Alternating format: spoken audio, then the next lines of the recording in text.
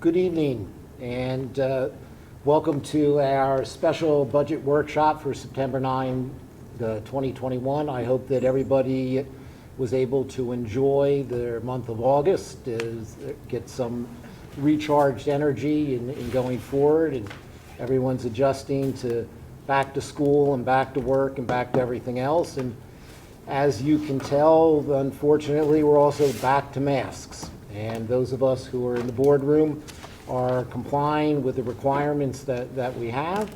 And hopefully that we will not be more muffled than some of our sound system sometimes sets forth, and you'll be able to hear us. But this is where we are in today's world. And we certainly hope that things will change and we're once again able to go forward in a different fashion. But right now we take these precautions because we have to. And there are some folks you will see who are not on masks. They are at home and they are joining us virtually. So at least they will be able to speak a little bit more freely. And we have a lot to cover this evening in this workshop. And before I turn it over to Vice President Gavin, just to let you know, this is part of our overall process of the budget, which we do every year. And in this part of the process, we get information from our staff about what certain projections they have going forward. And we are able to ask questions so that not this evening, but at a later point in time, we can make some certain policy decisions as to what we are going to do. We also have a very unique feature to consider, and that's the American Rescue Plan, the ARP funds. And again, while we're not going to make specific decisions tonight, again, we will be receiving, information in that regard so that in the future we can go ahead and do so. So I will not take any more time with any introduction, because I am sure Vice President Gavin and Manager McNeely will have a little bit more detail as to what we're doing and how we're going to go about the process. And we'll recognize the co-chair of our Finance Committee, Vice President Gavin. Thank you, President Bernheim. I guess the first question is, can people hear me if I'm talking with my mask on? Yeah. Okay, great. So I will try to talk loudly. If it is a problem, let me know and I'll take my mask off when I speak. Welcome everyone to the 2022 budget workshop. As everyone knows, and as President Bernheim just said, this is just one step in our budgeting process. It's an important one. The goal tonight is to get information from our directors, from the budgets they've put together, preliminary budgets they've put together, and then to provide feedback on a number of issues that they have. This feedback will be incorporated into the manager's budget that we will see in November, and then ultimately adopt in December. So I guess the best place to start is with a thank you to all of our township staff who works tirelessly to pull these various department budgets together, and especially to Eric Traub and our finance team who pulls it all together and integrates it into the proposed budget we have tonight. As a lot of people know, the operating budget goes hand in hand with our capital improvement plan, which we had a similar workshop back in June for. That is more long-term infrastructure projects. This is for our day-to-day operations, salaries, maintenance and upkeep, really everything necessary for our staff to do the great jobs that they do on a daily basis. The budget's paid for by township property taxes, business privilege taxes, and other fees that the township collects. And thanks to the strong financial management of our township and a very healthy local economy, we've been very lucky to be on solid financial footing, which I'm sure we'll hear details about from both our manager and our CFO tonight. Unlike many municipalities, we were able to weather the economic storm, no pun intended, because that was absolutely horrible, the storm we recently had, but we've been able to weather the economic impact of COVID relatively well, and at least so far.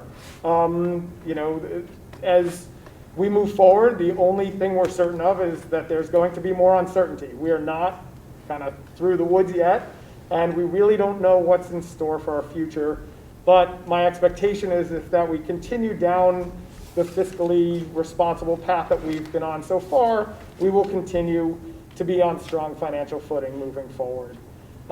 Tonight, we're going to hear from our manager, our chief financial officer, and a number of our department heads who will be providing us with an overview and some color behind what's in our budget, what's in the memo that was provided to us earlier today. The way we'll handle it is after each short presentation, everyone on the board will have an opportunity to ask questions, provide input on any questions. And what I will ask of our department heads is that they focus their time on any policy questions they need input on, anything that changed from previous year's budgets, and any operational challenges that have a budget implication. Because those are really the areas where board input would be helpful. As President Bernheim said, we have an additional challenge this year, a really good challenge, is that we were allocated over $25 million from the federal government under the American Rescue Plan, half of which we've already received, half of which we're scheduled to receive next year. This money can be used for a variety of purposes that we're going to hear about later. And tonight, again, as President Bernheim said, we are not discussing and deciding on how to use this money. We have 14 commissioners, which means we'll probably have 20 or 30 opinions on how to spend that money. Tonight's really to set the stage and set the process for how we're going to do it. We will have these discussions in the coming months, but really just want to lay out that process tonight. If you look at the agenda, the first topic is the American Rescue Plan funding. I'm going to move that to the end of the agenda. We have a number of department heads here. I don't want to keep them longer, keep them from their homes and their families longer than we have to. So we'll move that to the end so everyone can leave as expeditiously as we can make it happen. And with that said, I'm going to turn it over to our township manager, Ernie McNeely, to give us an overview of the budget and raise any general policy questions that we need to provide some input on. Thank you, Vice President Gavin. So this really is the start of the budget process with the Board of Commissioners. It's only the beginning, but as you noted, and I would thank staff too, staff's been working on this budget all summer. So we've held budget meetings with every department and every division in the township and went through their budget line by line, and so that process has already come to a completion, and that gets us to this point. As also mentioned, and also it was reported to you in a recent financial forecast, 2021 is turning out a whole lot better than we had expected. We budgeted a $7.3 million deficit, and we're now projecting better than a $1.5 million surplus. So that's a big swing. And so as you said, the things in 2021, the COVID impact in 2021 was not as bad as we had projected. This eases the pressure for 2022. We thought we were going to be under pretty severe pressure for a tax increase in 2022, but obviously with these good results, that has eased quite considerably. We'll say that we haven't had a tax increase in 10 years, and if we don't in 2022, that'll be 11 years. There are no totals yet in this budget package you're looking at tonight, as you can all see. We can't deliver totals to you until we've had insurance renewals and all the other numbers that go into the overall budget. So what we're concentrating on tonight really is the departmental budgets that you're going to hear presentations on. We did pose several guidance questions for the board to help staff in drafting a budget document for delivery to you in November. But there's no need to answer all of them tonight. You have a few position requests, at least one new position request and some upgrade requests. There's no need to answer those tonight. Those are things that we would hope you would ask additional questions about and perhaps ask staff to do any further research regarding, but we'll work those back through the Finance Committee in the coming months. Similarly, there's no need to really discuss the request from nonprofits for donations. You always have that in your budget, but you have an ad hoc committee that really meets and does that, and that's typically the Finance Committee, so those will be discussed at a future meeting and come back to you with a recommendation. Do want to say that, when you look at your package, and we've had some questions, this is a tough budget to benchmark because of how strange 2020 and 2021 has been. You can't really look at totals in our 2022 budget and compare that to 2020 because 2020 was such a distorted year due to COVID. And then our 2021 budget is also distorted, particularly when it comes to salaries, because we had neither union contract settled when you adopted a 2021 budget. So in the 2021 budget, you can't compare salaries to 2022 because salaries weren't in there then. There was a reserve budgeted for salaries, and they weren't in the individual line items. So we recognize that this is a real difficult budget if you're looking to try and benchmark the past years. But we'll work through that. As mentioned, we have a new factor to the township, and that is the benefit of the American Rescue Program funds. The township has and will receive a total, as Vice President Gavin mentioned, $25.5 million. CFO Eric Traub will ask tonight and initiate the process to ask you if you will agree to allow us to set up a separate fund for those monies. These federal dollars, while they have a lot of uses we can put them to, they also come with a lot of reporting requirements. And so to ease our reporting requirements, we're asking you at a future meeting to authorize setting up a fund to account for the ARP funding. The ARP funding is one-time funding, so it probably makes sense to try and use at least a good portion of it for capital projects that will benefit the community for years to come.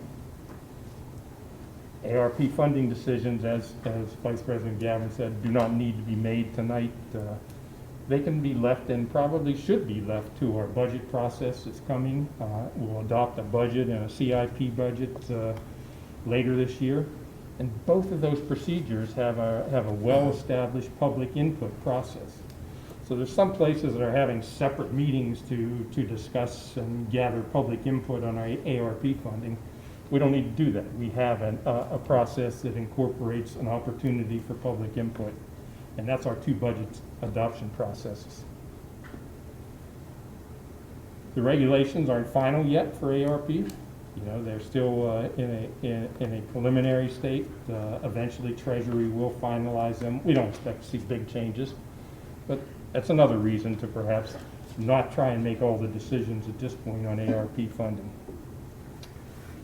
So, items that are not decided here tonight, the questions we pose to you, again, they'll work through the Finance Committee in the coming months, because from now on, the Finance Committee will have 2022 budget on their agenda.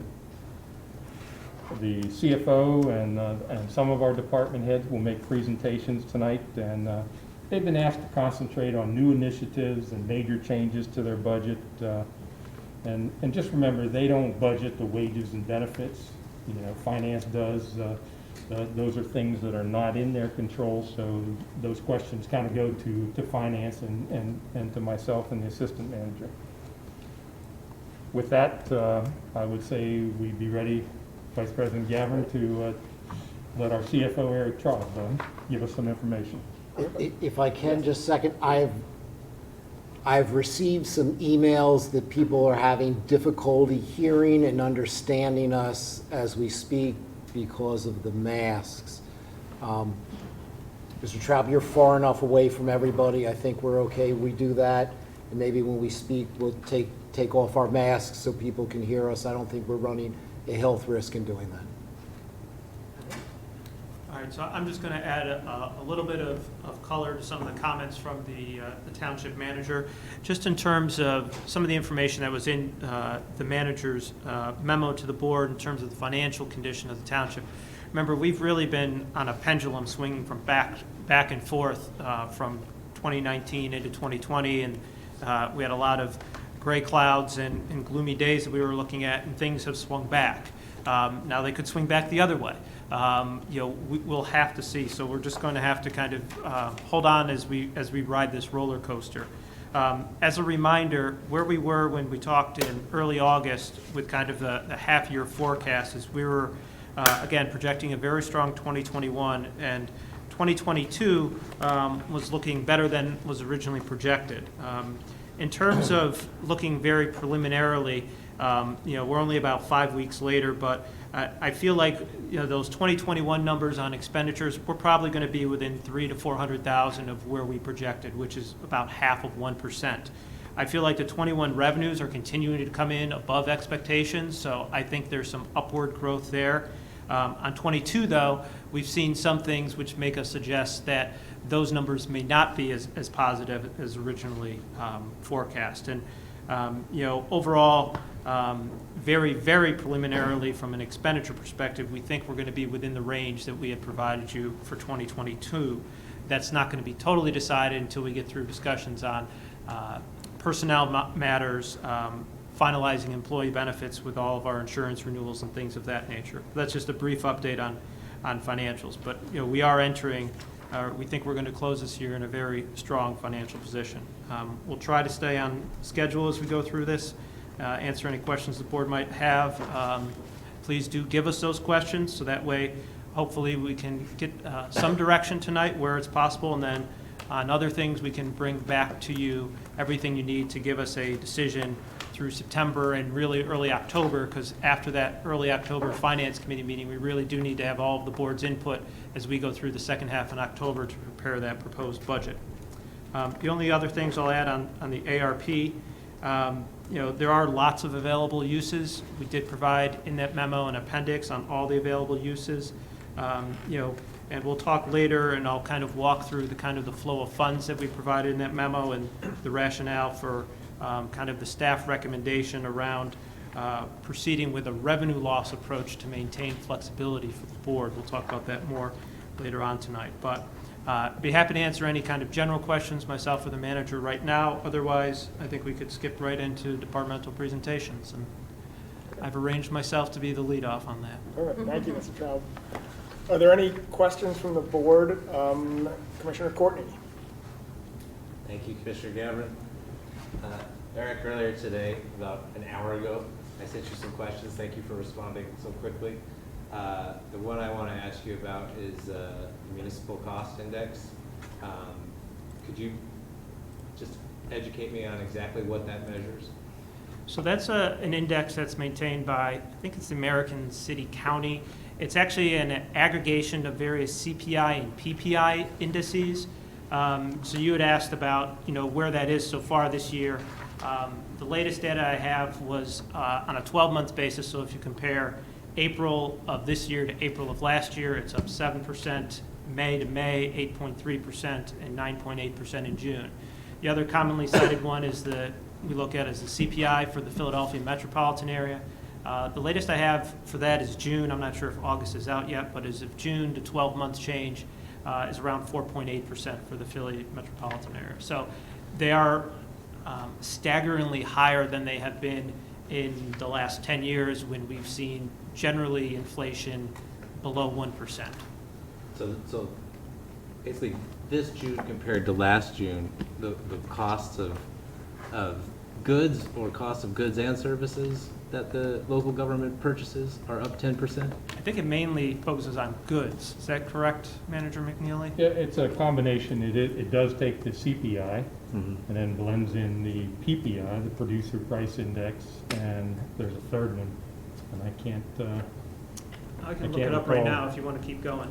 It's a blend of 3 different indexes that they merge into and call it the municipal cost index. I think it's the construction cost index. That's exactly what it is. Construction cost index is the third one.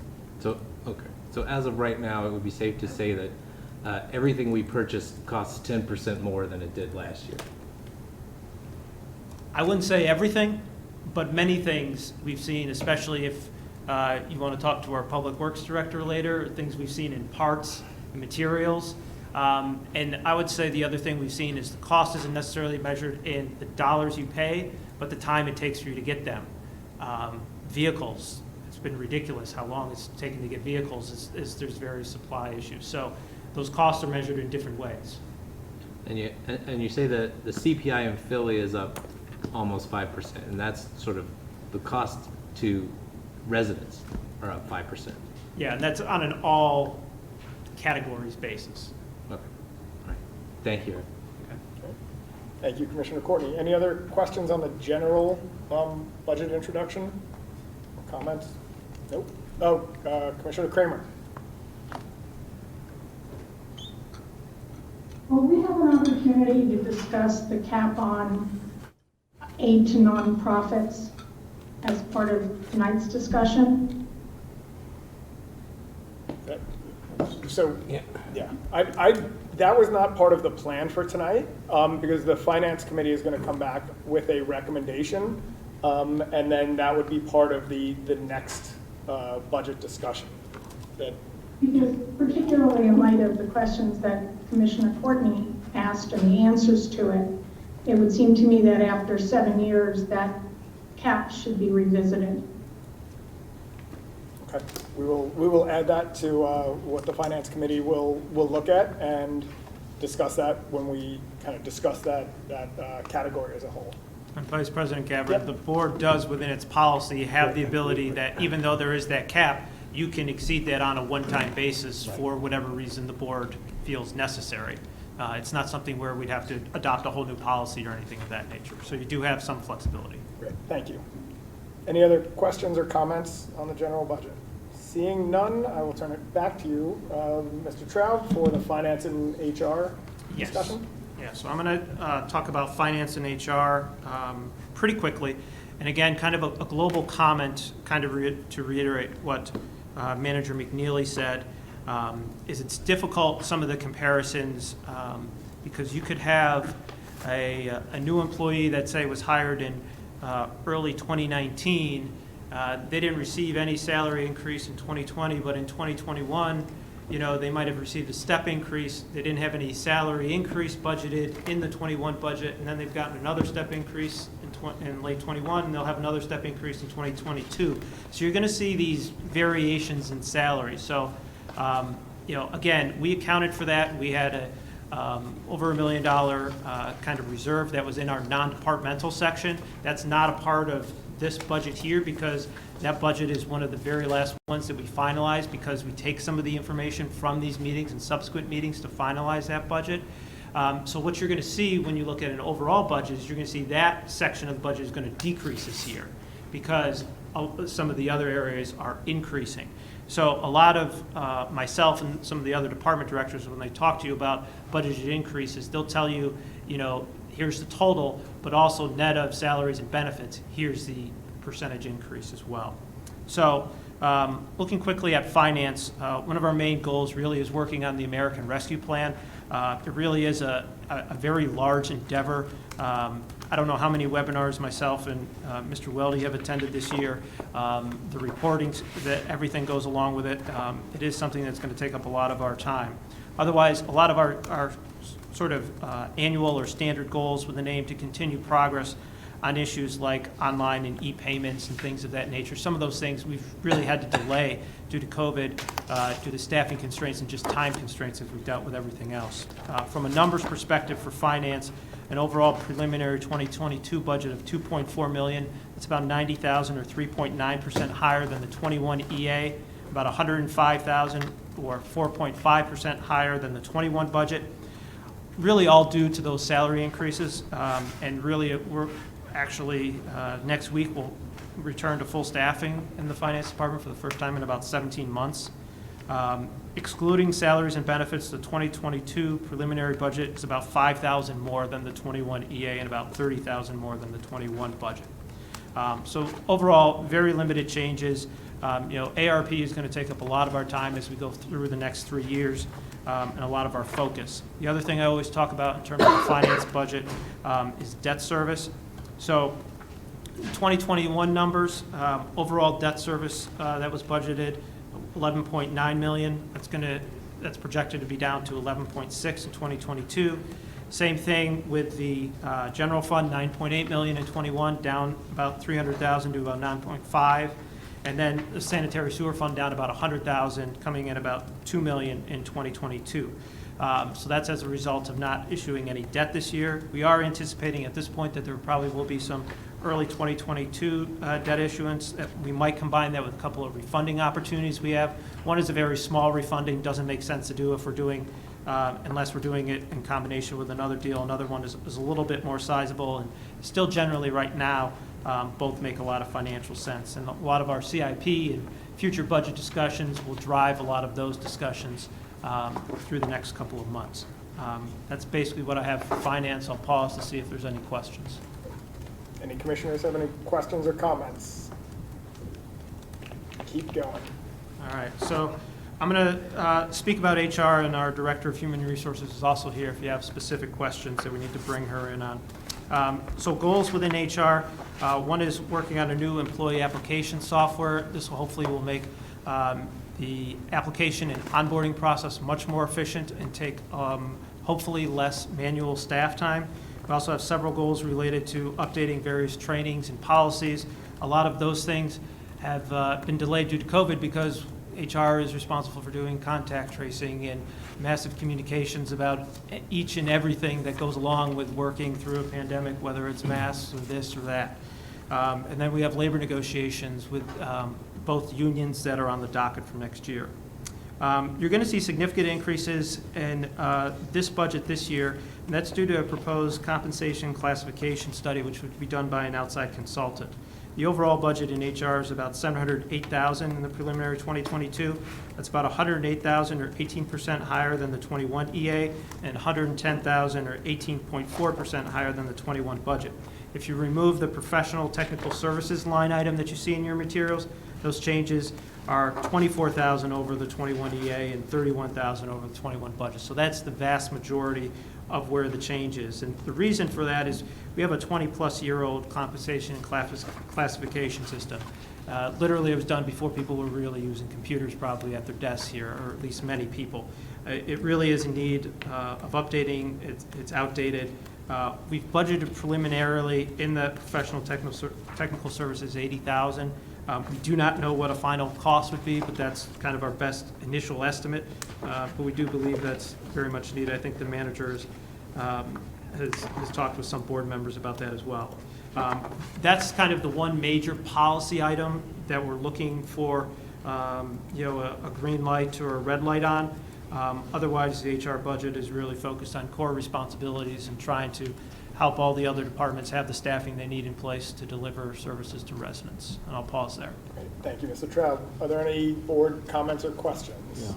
President Bernheim. Yeah, Eric, can you educate us, for those who don't know, and I'll raise my hand as being one of them, exactly what the compensation study will provide us? And what data and information are we going to get that we don't possess? I understand you're saying some of what we look at, probably the cost for particular jobs may be 20 years old, but each time we have a new position, we do look at the world around us and make decisions about it. So what is this study for plus or minus 80,000? So there's probably about an inch-and-a-half thick binder where if you're looking, and this is primarily for a lot of the non-police positions, where you look at a job description and you will score it based upon that job description in various different categories. And then that overall score will tell you a range, and that range then prescribes basically an expected hourly rate or salary for those positions. So if you're using something that is 2 decades plus old, it's not in many cases accurately reflecting the work environment in which we're living in right now. So it's really something that's a tool, and Ernie and Beth Lilla can speak to this much more, that we use for the vast majority of positions that are here, and we really feel that it's something that, given where we are in terms of the length of time that it's been outdated, and the fact that we do have some of these American Rescue Plan dollars, whether they're used in this way or in other ways that can soften certain expenditures, that this is a time for us to look at this type of an effort. Ernie, do you have anything else to add on that? I would say that Eric did a nice job explaining it. It's a 20-plus-year-old document that we've been using, and of course you upgrade every year based on CPI and the salaries that you're using, but still it's a 20-year-old document that we're using to analyze and determine the wage range for any kind of new position, an upgraded position, a position that has changed. So our HR department uses that faithfully in order to run those calculations, but we're no longer confident of how well we're doing with this 20-year-old document. So it really is time to upgrade this and get a new study done. It will both look at the outside world, the market, but it'll also look at our job descriptions and how that compares to all our other positions, how a labor in public works compares to a labor type position in parks. So it compares all of those things. Any other questions or comments? Commissioner Zella? I guess, Ernie, this comes as a surprise. I'm surprised that you didn't put it in your memo to us and highlight it, because an $80,000 consultant study is a big deal. To me, it's not clear to me why age alone, is a reason for a study. And at this time, in the area of compensation, there is uncertainty. I'm speaking, in the economy, not here. So it seems like an unusual time to be looking at that. And I wonder, have there been any issues? I mean, what is causing the request other than, it's a 20-year-old system of classification excluding the police? Well, it really it's so hard for me to understand. Yeah, it really is the age of the current system, but it's also a risk management action that we're recommending. In order to justify why we're paying one person in a particular job a salary compared to another person, particularly if one may be a male and one may be a female, in those positions, we need to have good documentation for why the salary's been set at that range. And so having a good classification system like this is a risk management move.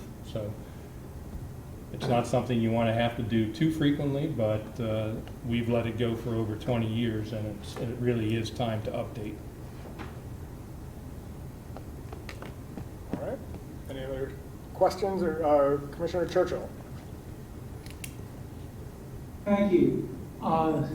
Eric, we've made sizable pension contributions over the past couple of years. Are we looking forward to this again for next year? We're going to speak extensively about pensions in our October Finance Committee, one of our October Finance Committee meetings, because in late September, we're going to get our pension state aid, and that will determine our estimates in terms of this year's pension costs and next year's pension costs. So we're still anticipating future contributions, and while the last couple of years we've made much larger contributions than normal for us, for Lower Merion, they are peanuts compared to what most municipalities pay for their defined benefit plans, and that speaks to the management that the township has done over decades on those plans. So I do think it's always worth noting that. So while it might be a big number to us compared to the zero that we had paid for many years, it's still, I think, generally less than 0.2% of our general fund budget, which is unheard of and 99.9% of municipalities would scramble for. Okay, thank you. That's one of the clouds you were talking about for 2022. Thank you. Thank you, Commissioner Churchill. Commissioner Zella again. Vice President Gavin, just to follow up, since I had to think about our manager's response to my prior questions. So I'd like the manager to consider whether this kind of analysis, particularly on the risk analysis, that is surprising to me because equal pay based on gender is not a new issue. It's been around for a long time and codified. Isn't this something that can be done in-house? You don't have to answer that at the moment. But in the spirit of this workshop, asking questions for management to respond in the coming weeks, I pose that question. Thank you. Thank you, Commissioner Zella. We did talk about that a little bit internally. Sorry to interrupt. Not at all. One of the things is actually to have the study be done by an outside firm is so that there is outside validation. There isn't any accusations of, favoritism or anything else of that nature. Not that I think our HR group would do that. But I think, the other thing and the reason to have an outside consultant do that is they'll have the expertise in that. And again, from, in speaking, what I referenced earlier, again, recognize that some of the things that, HR spent 363 hours last year and this year doing temperature checks to enter the building. They've sent 201 COVID-related occurrences, notifications and such. What's been going on and what continues to go on with the pandemic has had a significant workload impact. So if you're going to then ask staff to take on a whole new additional effort, you have to think about what else is not going to be done in that case.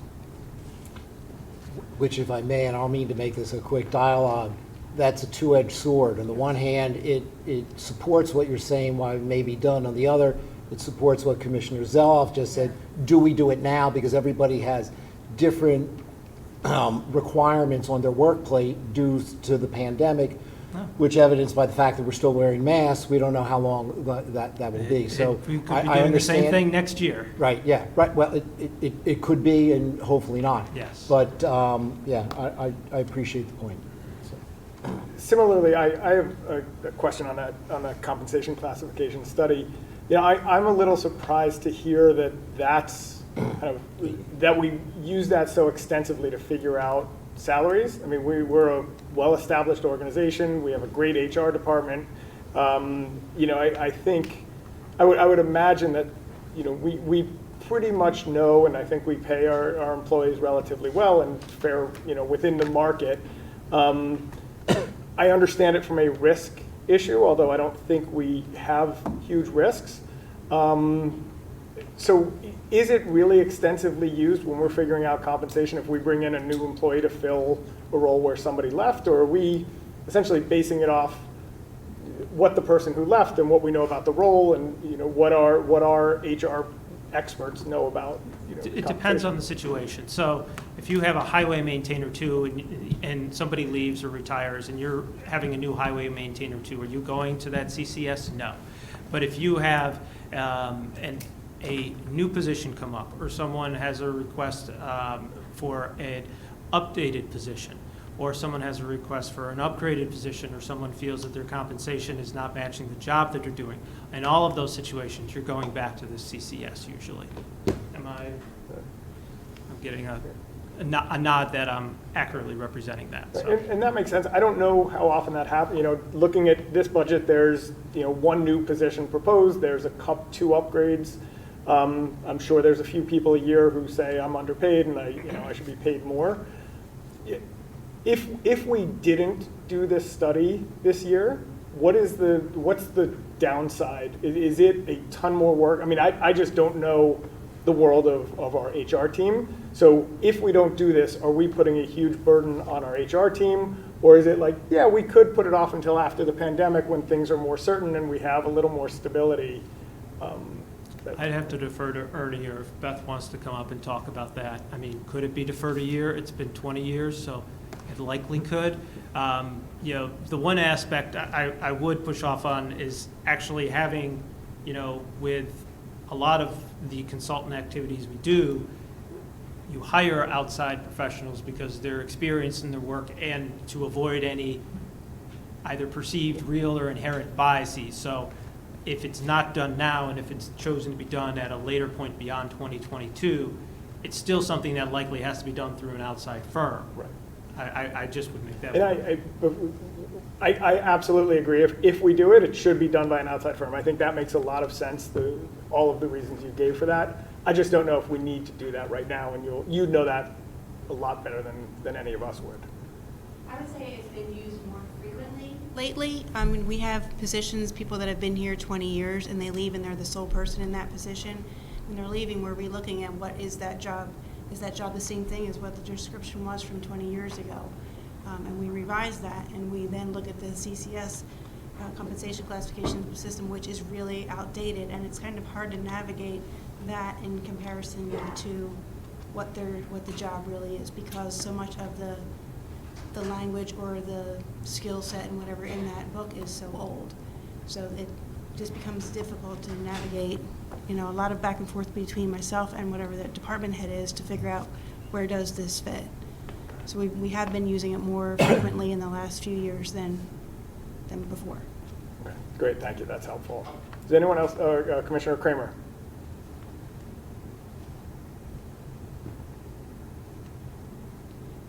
You are on mute. Yes, I was just trying to unmute. I just wanted to comment that, from a legal standpoint, these types of studies should be kept updated and should always be done by somebody outside the organization. And if staff thinks that this is the right time to do it, then I'm fully supportive. Any other thoughts or comments? Commissioner McComb? Yeah, thank you, Commissioner Gavin.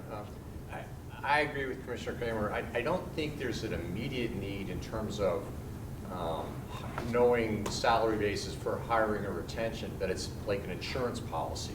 You need to have an outside entity review your policies for perhaps systemic, discrimination in pay scales between males and females. You have to do sort of desk audits, the types of things that, assuming the Department of Labor, some auditing or regulatory agency would come in. So I think it's a useful thing, but I don't think you need it. I think you can simply benchmark in terms of what other townships are paying for similar positions, but it's the nature of an insurance policy. Yeah, you can put off buying an insurance policy, but when you need it, you need it. So I think the sense is, if the money is available, this is something that's overdue from a risk management perspective, rather than a need to know what the job should be paying based on relative worth. So, thank you. Great, thank you. Commissioner Stevenson. Thank you, Mr. Vice President. And I apologize if this question was already asked, but in this, when we're looking at, the Director of HR had mentioned about looking at positions when folks retire or leave positions, but is there a standardization in which we look at all positions and just to look at their relevancy over a standard number of years to review those across the board?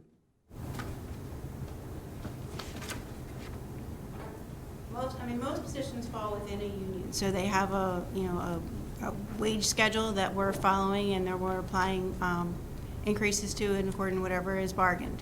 So there's, those that fall outside of those wage schedules are looked at, I guess, more frequently when we are recruiting to backfill positions. We do gather can you data. get a little closer to the mic? Sure. We do gather data from other municipalities. It's something that we all share. There's a database that we all use to do that. So we do use that as a metric to look at and make decisions upon. But again, it's not a very common occurrence. It's not happening with every position, but it is happening more frequently. And I would just add that, remember, about a third of our workforce is non-union.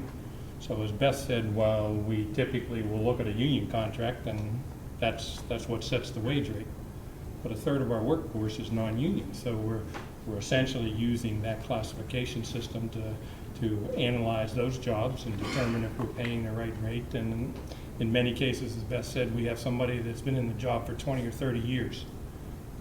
They've been there under an old job description that then has to be updated when we're getting ready to fill the position again.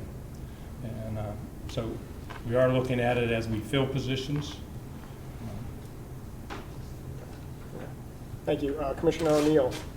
Oh, thank you. Thank you. So I guess my one question has to do with the software itself. Do we know what other municipalities are using and whether they have similarly aged equipment or software that handle this type of need? It's not software. It's literally a binder that we flip through and score on paper what something it is. So it's not software that we use. I know what other municipalities' wages are, as far as, again, we use comparisons, but what they use to determine them or how old they are, I do not know. I think I might want to know that, a little bit more about how other similar municipalities, how old their baseline is and how that is affecting things, like driving this need. And I think part of the need that we're, at least what I'm picking up on, is this sort of a way to strengthen future, God forbid, litigation that may or may not happen. And it's a way to really streamline that and really protect us. And in that case, it makes sense. I'm just wondering if there's a way to do it to benchmark before we go ahead and allocate the funds for a study. Great. Thank you, Commissioner O'Neill. Commissioner Durbin. Just briefly, I think if we've put it off for 20 years, we should do it. And also, I think another thing we should take a look at is our job descriptions, so that we're not inadvertently perpetuating some disability discrimination or other kinds of discrimination. Thank you. Thank you. Anyone else? Thoughts on this? So I don't know how strong that direction is, but Yeah, maybe I'll have to watch the videotape and see how many spoke. I mean, it does seem that I think people are leaning towards Yeah. keeping it in the budget, and obviously And we can we'll- continue to provide information, and obviously there can be amendments that are made and then voted upon once that additional information is made. If I were to distill, it's like go forward, but there's an element of sticker shock. Yeah. So, Yeah, I think, we may see that in a lot of different areas as we're looking at any sorts of contracts for things moving forward. Yeah, I think, keeping it in, but having a little more information on what other municipalities do, how often it's used. Is it more, did it go from 1 to 3 times a year, or did it go from 3 to 20 times a year? Those kinds of questions I think would really help ultimately. There's one other, the manager's office budget is not listed on the agenda. Do we want to talk about that now? We will Or is be. that- We're actually, if we're done with HR, Thank you our very much. assistant manager is actually going to talk about the Board of Commissioners, Oh, the manager's there's office, TMO. and the PIO next. Perfect. If you guys Great. are ready to move on to that. I think we are. Mr. Smith, the floor is yours.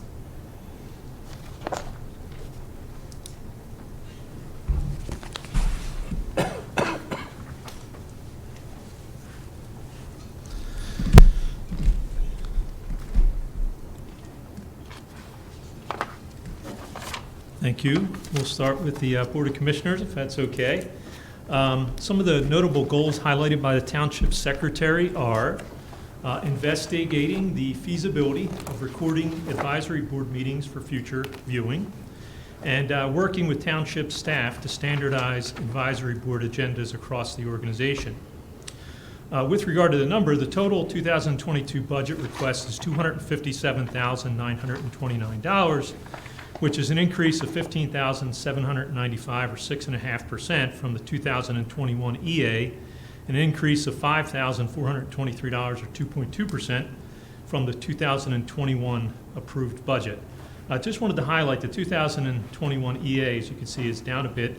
It does reflect a decrease in the commissioner expenses, mainly from a reduction in meals over the past year and whatnot, as well as a few other things. The projected increase in 2022 includes $9,000 for the codification of an updated saldo ordinance, should the board decide to proceed in that direction. So that's essentially one of the large ones. As Eric had mentioned, if you do kind of extract the first 3 line items, which is salary and benefits, from 2020 to 2021, you're looking at about a $3,850 increase in the budget for the Board of Commissioners. So that's just kind of a quick overview of the budget. I'm happy to answer any questions. We do have the Township Secretary here as well, so I'm sure she can certainly answer any questions as well. Great, thank you very much. And apparently President Bernheim wasn't eating as much lobster as we all feared when he was coming in by himself. It looked like Commissioner Grimes had a question. Yeah, thank you. Jeff, in the discussion, or you said that we're going to explore making committee meetings available online. Is that going to include possibly broadcasting them, in real time?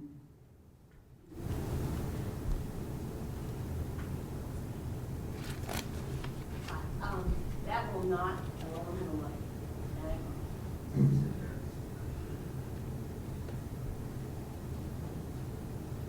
I can't hear. She's coming over to make some comment. Coming over to do what she tells everybody else to do. Hi. That will not include real-time broadcasting. The staffing for all of those advisory boards would be off the charts if we had to, have LMTV come in and broadcast them. So basically what we would do, we're in the process of obtaining equipment that will allow us to integrate Zoom into the sound system and the cameras in the room here, so that advisory boards at least could do some virtual type stuff. And if they do that, then we can record it on Zoom, and then it can be available later to download or to view online. But the staffing to broadcast advisory board meetings live would be difficult and expensive.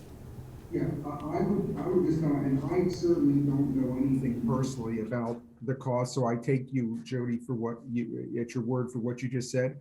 I would just note that my understanding is other townships do this, and I would wonder if we could explore as part of this how they do it, because I think my understanding is we're a little behind the times on some of this.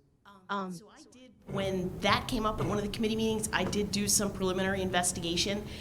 So I called Narberth because that was one of the municipalities that was mentioned as an example. And so their manager explained to me that basically what they have is a member of the Narberth Civic Association who gets a phone and live streams it. And of course, their room is much smaller than ours. I also investigated, I think it was Haverford Township. Our planning commission meets at least once, sometimes twice a month. Their planning commission met 4 times in this year so far.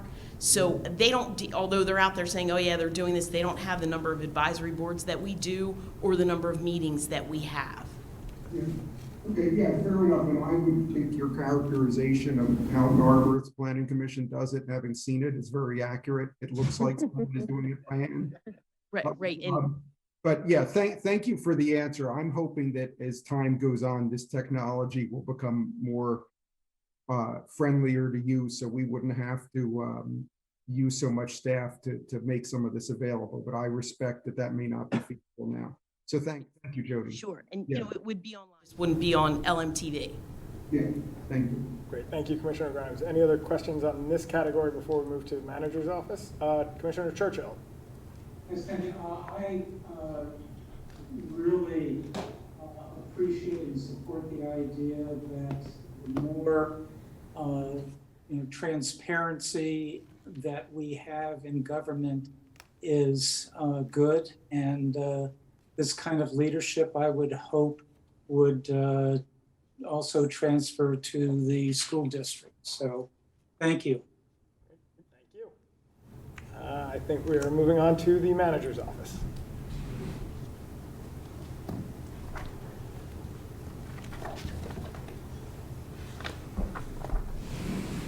Okay, with regard to the Township Manager's Office, as you can see in the goals, there are a number of them that do include the Township Manager's Office working with many of the other departments in order to achieve their goals. That's something worth noting. But I did want to mention a few notable ones.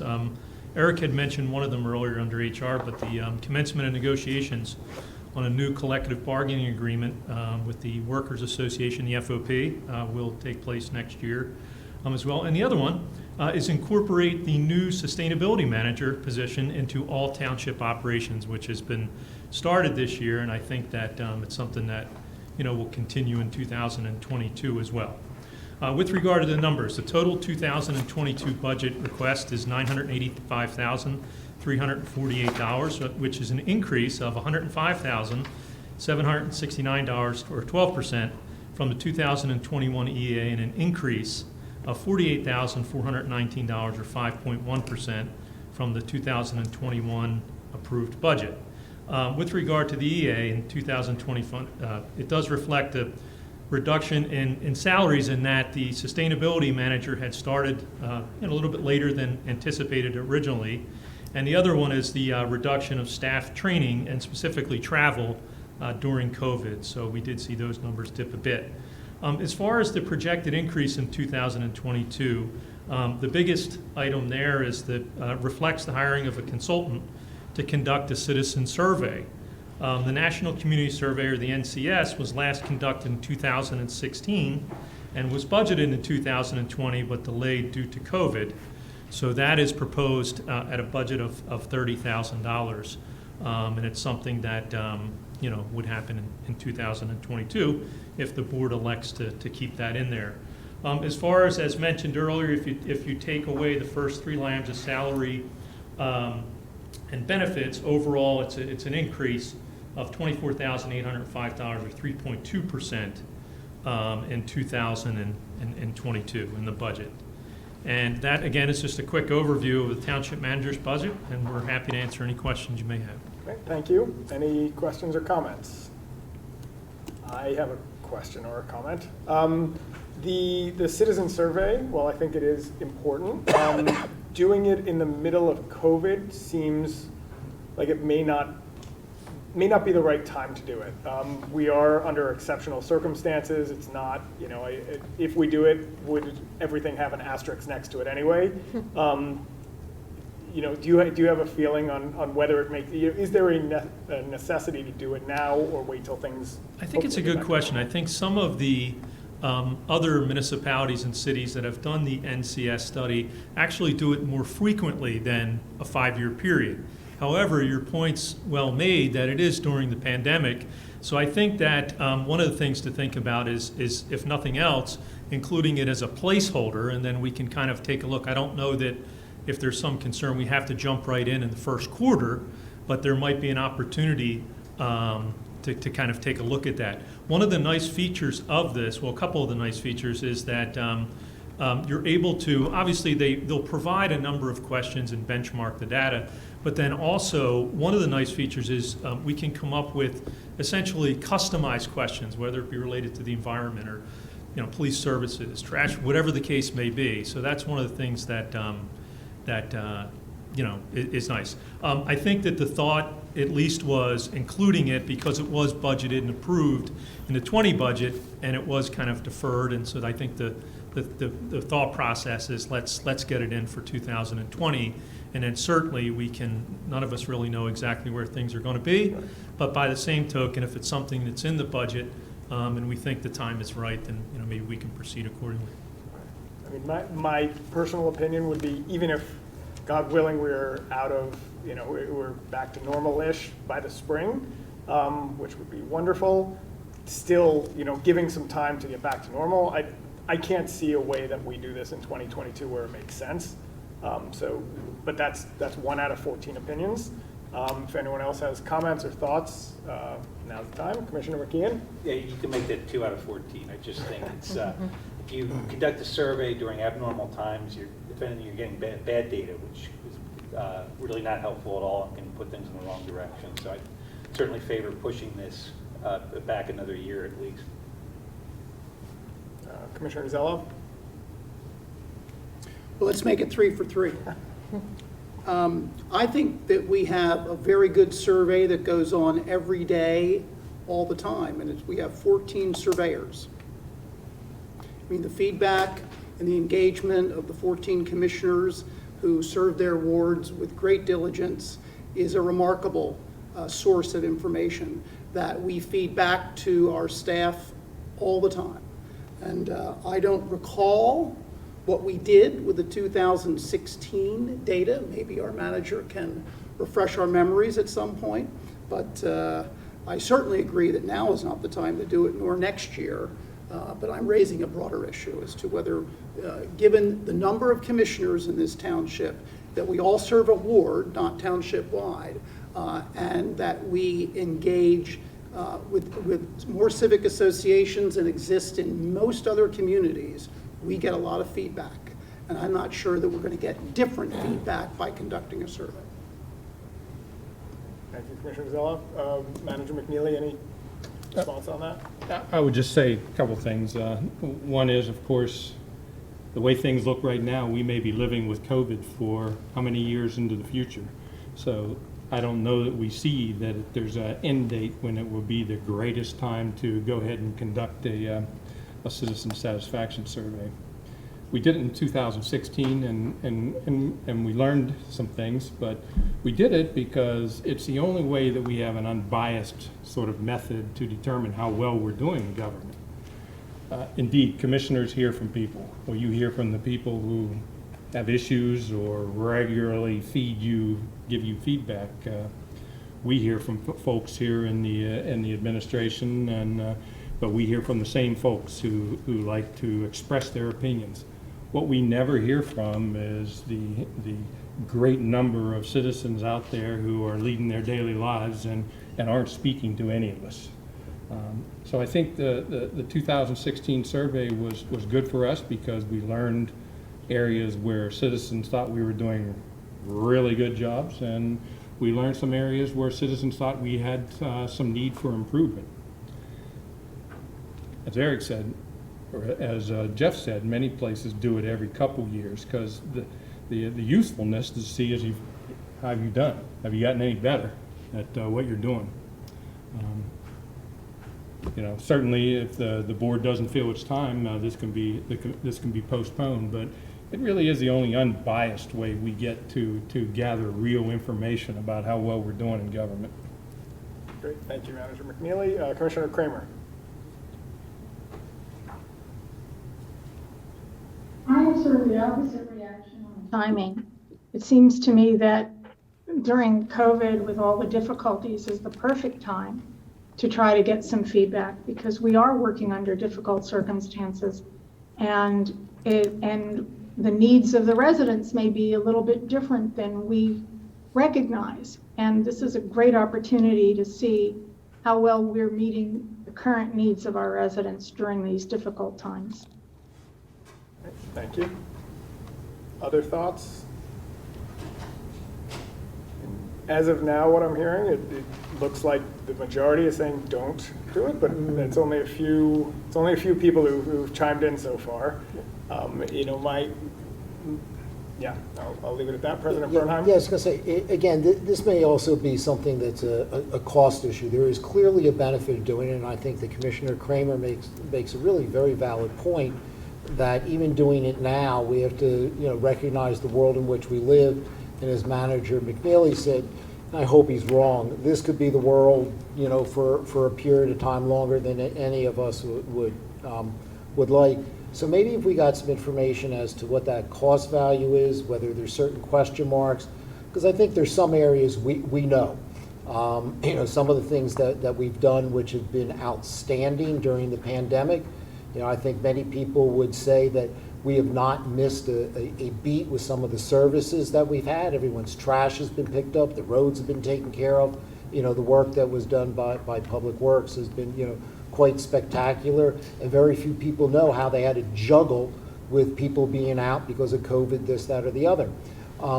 So I think it may be, useful to some degree in getting that information back and finding out where we may have been remiss so we can focus on that.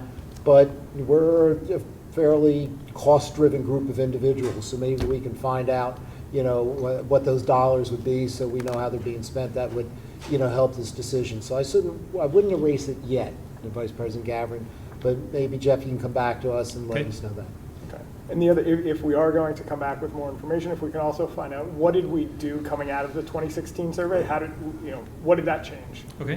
Did I see Commissioner O'Neill had a comment? Or Yes, thank you. And that's kind of following your train of thinking is there an option from the producer of the survey to base the survey on the results from the last one so that we build on what those results were rather than starting carte blanche from scratch? And is that cheaper? Just as one additional piece, I believe we've budgeted about 30,000. I think it was 25 to 30,000 the last time we did the survey in 2016, just to try to fill in that little bit of a cost basis for you all. Thank you. I think that's it on the manager's office, unless anyone else has anything, and we'll move on to information. Okay, yeah, Public Information Office. Some notable goals that were highlighted are as follows. The first was to explore and review the styles of electronic resident newsletters to streamline and provide information to residents faster and more efficiently. And the second one was to coordinate with the Information Technology Department to continue to implement, improve, and more efficiently utilize the township website. So they were two of the ones that were highlighted. As far as the numbers go, the total 2022 budget request is in the amount of $510,693, which is an increase of $70,500, 16% from the 2021 EA, and an increase of $48,419 or 5.1% from the 2021 approved budget. The 2021 EA reflects a decrease in printing and postage costs. As far as the increase goes, the projected increase in 2022 includes the purchase of 2 edit computers at a cost of $15,000 each, as well as software for the edit computers at $3,000. So that was kind of the big item or items that were included in the 2022 proposal.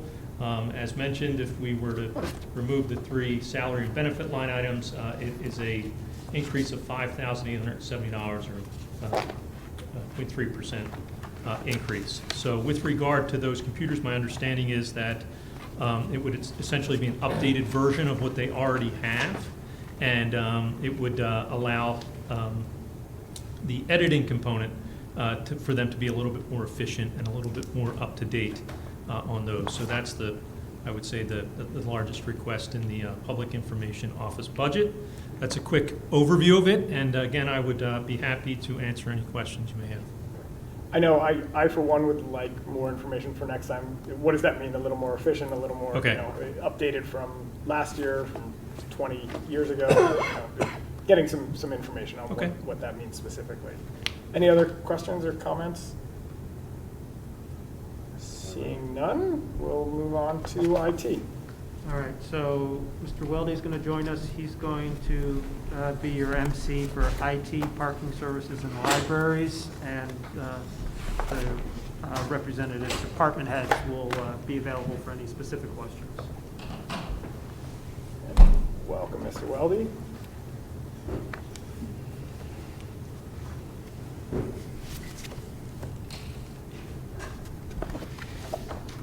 Okay, the Information Technology Department. Notable goal, continue to build upon enhancement and enhance the security of the township's information technology resources and increase the awareness of cybersecurity. These are some things that are at the forefront of IT services. Some recent examples include encryption of computer hard drives, enhanced network security software, and intelligent antivirus software. For the departmental numbers, again, excluding wages, benefits, etc., we had about an 11% increase comparing the 2022 budget to the 2021 budget, which was about $150,000, and a 10% increase comparing the 2022 budget to the 2021 EA, again around $150,000. Some of the primary reasons for these amounts are about $60,000 increase due to the enhancement of cybersecurity services, hard drive encryption services, and antivirus services. And in speaking with Jim Wyman, the department head, he told me that our primary vendor in 2021 had postponed any increase due to the pandemic, but we're getting hit with that increase in 2022. So it was a little bit exaggerated this year. Another area, about $40,000, we moved the video backup from an old failing server to a cloud-based backup. These videos included body camera footage and dashboard videos from the police. And the third item, about $20,000 increase, purchase of mapping software for the Building and Planning Department to obtain historical topography of the township. And I think that software was called pictometry. So those were the 3 main increases. The IT department has no proposed staffing changes for 2022 and no items that require board direction or guidance. So the Director of Information Technology, Jim Wyman, and I are available for questions. Great, thank you. Since I understood about every 20th word you said, I'll hope that some of my colleagues have questions or comments. Commissioner Courtney, thank you very much. I just want to take on one topic, and that's the use of cloud versus local servers. I know you're undergoing a migration. How far along are we?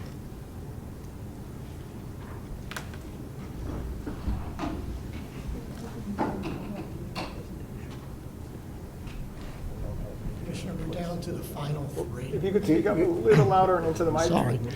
We're down to the final three servers. Two are the police-related, WatchGuard. Still a little hard to hear you. WatchGuard and Alert. They're actually in process right now. And our print server, which we just tested today. So we expect to have those complete by the end of the year. Great.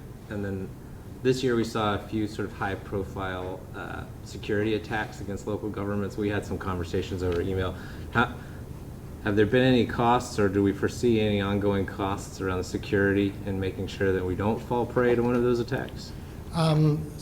Actually, a large portion of what I'm requesting for next year goes towards cybersecurity enhancements. We're looking at putting a network security system in. We just kicked that project off, where we will be, it's a Fortinet is the product, if you're familiar with it.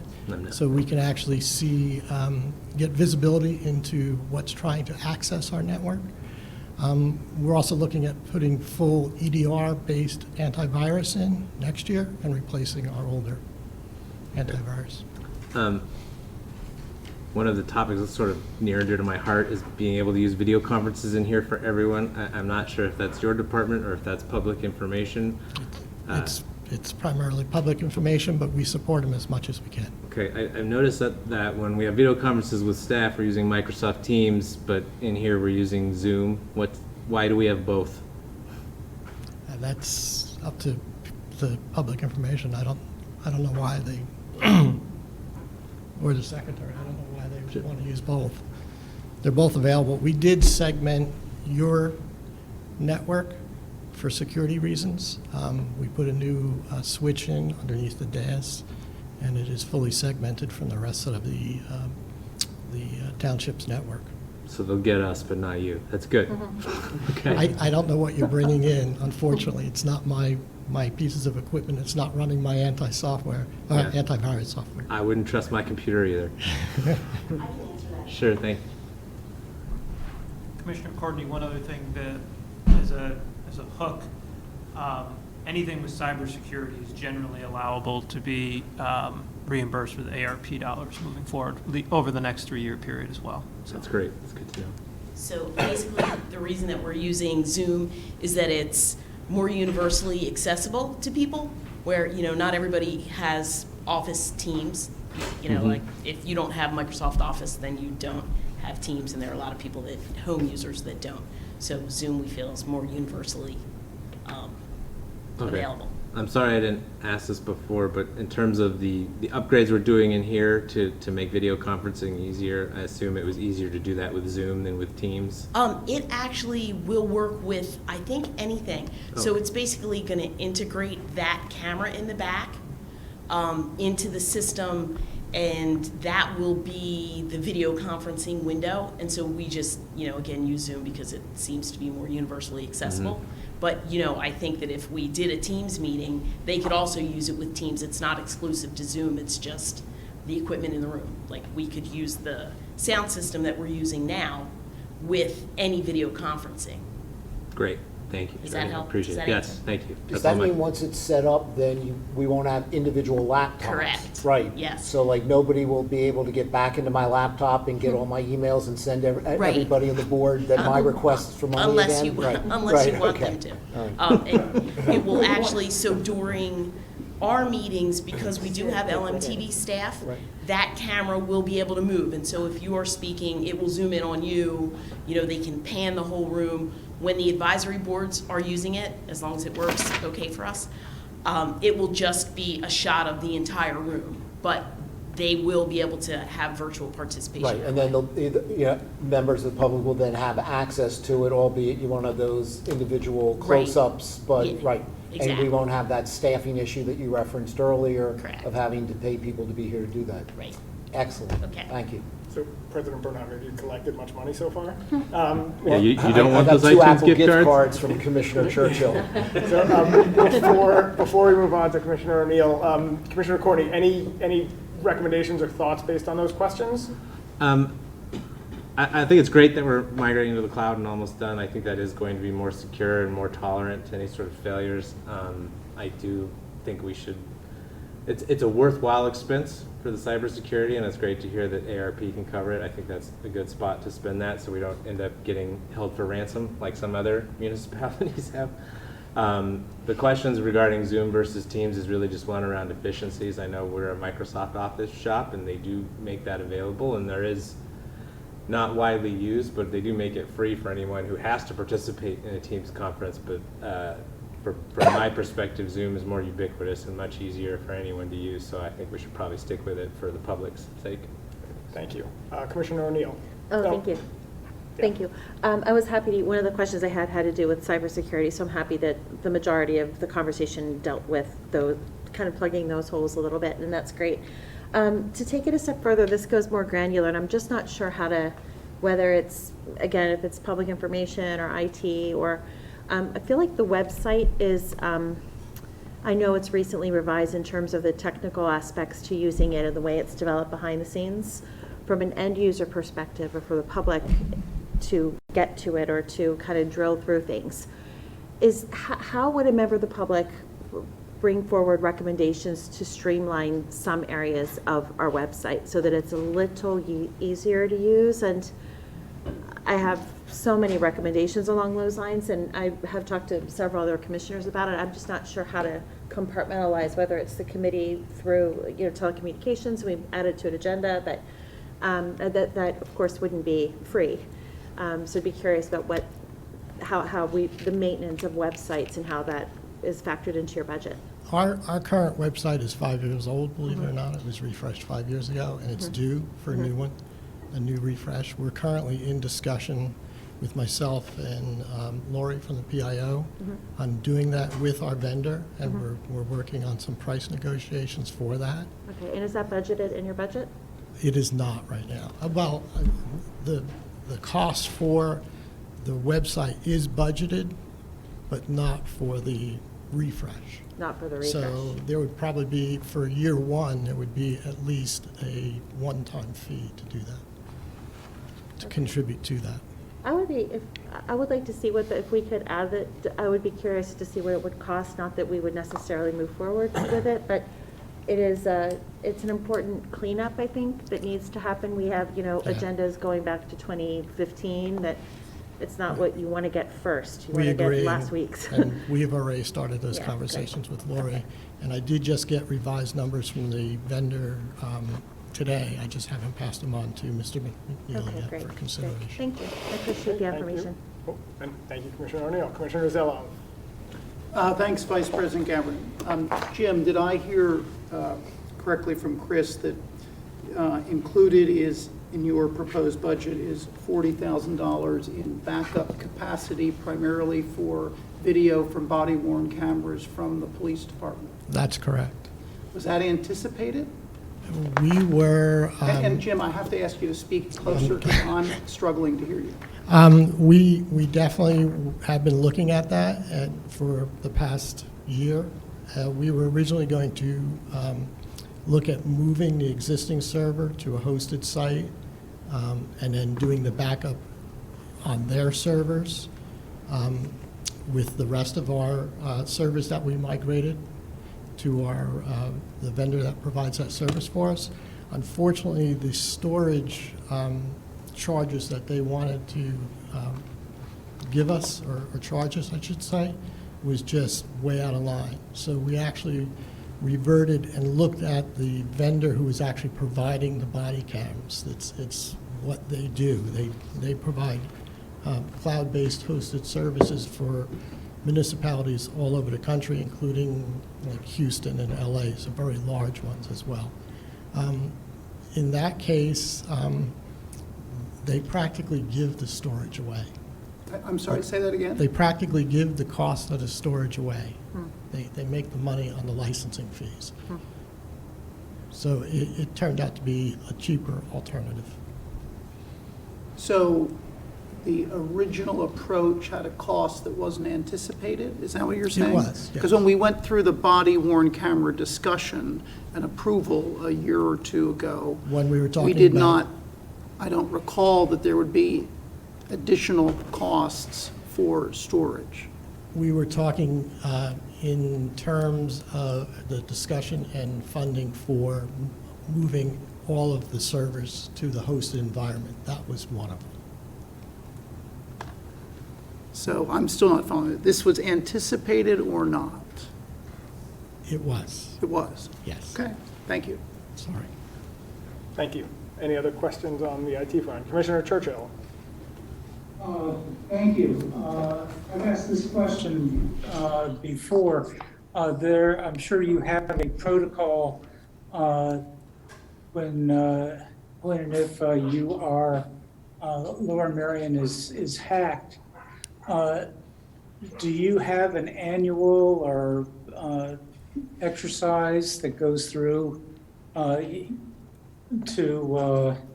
react to this? We do. Okay. And how often do you? Commissioner, we actually do penetration testing once a year. That's actually part of our audit process with, that we then need to supply the results to the finance department to meet the audit requirements that they have.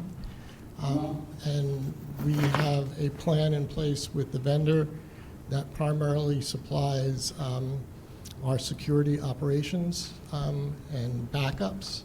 So we test that on an annual basis. Okay, so this is part of your, to really have an annual test of your, in case your security is breached. Okay. We do. Great, thank you. Seeing none, we are going to move on to parking services. Thank you. Thank you very much.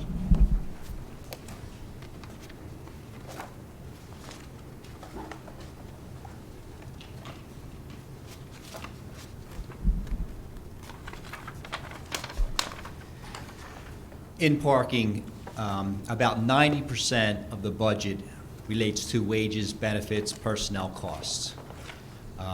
Excluding those, the balance from 2022 budget to the 2021 budget, as well as the 2021 EA, we had about a 1% increase, which equated to about $1,000.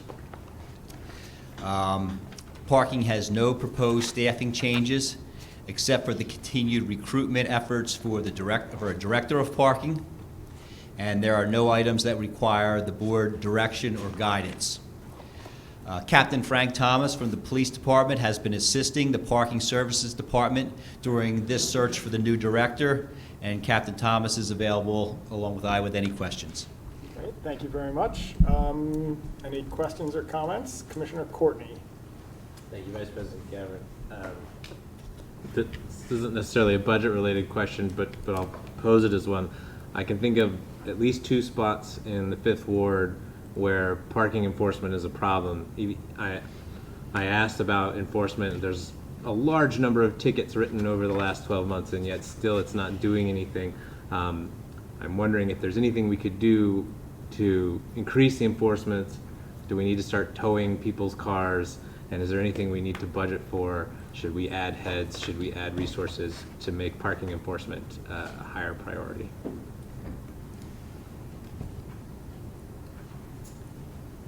Hopefully Frank has some input on that. In reference to enforcement over the past year, there has been an impact on enforcement due to personnel. We did not hire summer help, so some of the enforcement personnel are being pulled from enforcement duties to cover lot maintenance, areas like that. Additionally, one of the inside staff, there's 3 inside staff, one of those positions has been vacant all year. With summer vacations and different type of events, I have to take enforcement people off the street to cover the inside clerical position. So there has been a little less enforcement, but they still are out there obviously working hard. The numbers are pretty good. As far as booting, we do have a booting ordinance. It's very complicated, and I don't believe it's ever been used. So it's not a common practice to boot cars. So we do tickets and that's it? Pretty much. Compliance through enforcement. All right. Perhaps another ordinance to add to our list of refreshment. Right, thank you. Great, thank you. Commissioner O'Neill? Oh, thank you. Thank you, Captain Thomas, for your service and stepping into the parking services arena so closely. Park Mobile, which I love. I use it anywhere we go anywhere. It's a great thing, and I'm really happy that we've, thankfully, a couple of years ago, Manager McNeely said, we really need to fund this, and I'm glad that we did in retrospect. Do we have any idea of what the usage rate of that is? Maybe this is an Eric question. And related to that then is whether or not we will, or if we're in a position to handle credit cards or debit cards or electronic payments for ticketing, and whether that would encourage people to pay on time, or whether there's a problem there. Your first question, Park Mobile usage is up and coin usage is down, so it is being used. Okay. As far as we have the smart cards already that can be purchased and used like a credit card in the meters themselves, or you can use the Park Mobile or a coin. Other things I would just add to what Captain Thomas said. People can pay their parking tickets online through the Ames online system. That's actually how most people, I believe, pay. That's great. If they come in person, they can pay with a credit card, and they can pay online. I can tell you that because I'm the person who's responsible, or my phone number is listed if someone has a question about a parking payment. So I get maybe about 2 calls a month of like, I already paid this, and I'm being told I paid it twice, and I forward it down to the parking services administrative staff that Frank works with, and they always handle it very well. So that is there. And just even as a reference point, Park Mobile, through about this point this year, about $100,000 has come in revenue just through that. And that's more than 50% of the actual parking lots, which I think is straight through coin. If I were to look at these numbers over the last 3 years, you would see that Park Mobile has just skyrocketed. We used to, smart cards used to be a relatively decent revenue. They've just been declining as more and more people adopt the Park Mobile app. And what percent of our spaces are Park Mobile versus cash? I think any space that has a meter can be paid Metered Park spots. Mobile. Yeah. Great. Okay. Thank you. Thank you very much. Great, thank you, Commissioner O'Neill. And Eric, we will ask Commissioner Stevenson to stop calling you with his parking ticket questions. Commissioner Grimes. Thank you. Just a real quick comment about the parking meters. Since we have staff that's devoted to parking meter maintenance, I would suggest that we take a look at whether the hours that are written on the parking meters can be read by somebody without special glasses, because many of the meters, I think, are years old, so they're way past fogging up or being scratched, so they can't be read. So if you could add that to the list of what we might be able to accomplish this year, I think that'd be helpful. Thank you. Thank you, Commissioner Grimes. And that actually brings up a question I have. With the increased use of Park Mobile, does that change the need for the people who do the enforcement on the street? Does that whole dynamic change? Can you do it by the more by the app, or does it really have no impact? It really has no impact. They still have to physically walk out and look at the car and put the tag in. Okay. All right. Great. Any other questions on parking? None? We will go to libraries. Great. Thank you, Captain Thomas.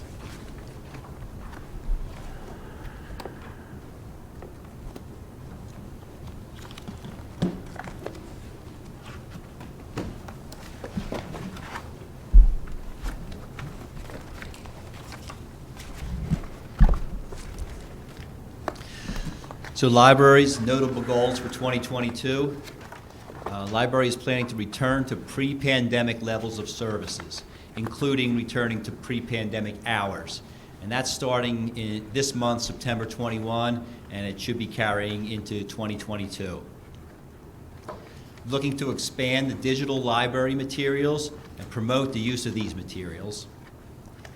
increase the public awareness of library resources and activities, and expand the coordination of the 6 library fundraising activities. Library numbers, again, a majority of the numbers relate to wages, benefits. About 92% of libraries' budgets are wages, benefits, personnel costs. They anticipate saving about $180,000 in 2021 as a result of reduced part-time hours, mainly because there was less hours at the libraries. Other expenses. There's about a 2% increase in the 2022 budget versus the 2021 budget, or about $7,000. And a 5% increase in the 2022 budget versus the 2021 EA, or about $20,000. The primary reasons include, in 2022, we anticipate an increase in utility costs because the libraries will now be open full-time. We're estimating that at about $7,000. Increased use of digital materials, that's e-books, audiobooks, streaming videos, it's about $6,000. And the Montgomery County Library and Information Network Consortium, or the acronym MC-Link, they use a portion of their fund balances to reduce library membership dues to various townships in 2021, including our township. In 2022, we are now back to paying full dues, so that's about another $6,000. Libraries have no new proposed staffing changes for 2022 and no items that require board direction or guidance. Our Director of Library Service, David Ballinger, is available for question. Great. Thank you, Mr. Weldy. Any questions or comments about the libraries?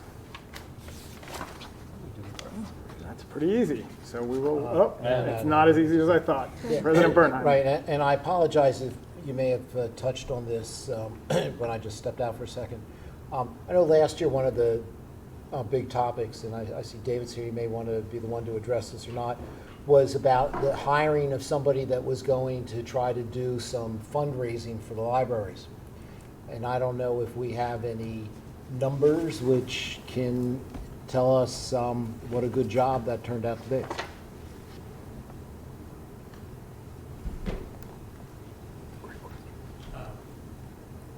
I don't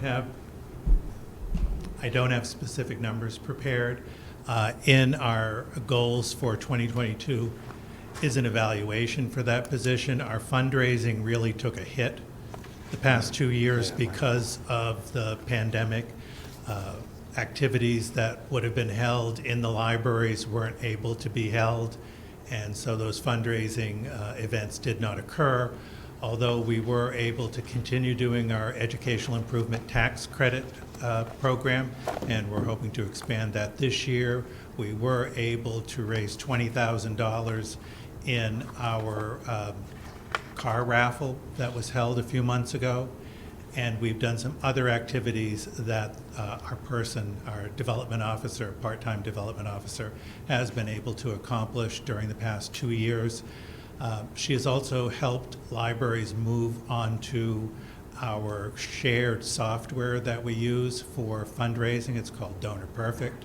So we're moving their activities from being sort of a manual system into that, and we're doing more with online donations, and we've raised a fair amount of money with that. I can put those numbers together that we have so far. And I apologize for somewhat putting you on the spot, and after having said to my colleagues, make sure we don't do that to our staff. Here it is, I do that, so please accept my apologies. But if you're able to get those numbers to us, that would be very helpful.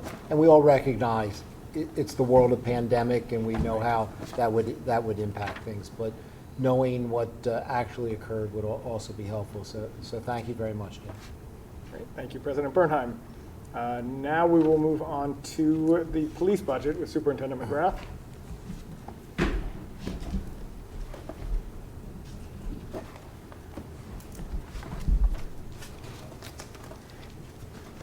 Good evening.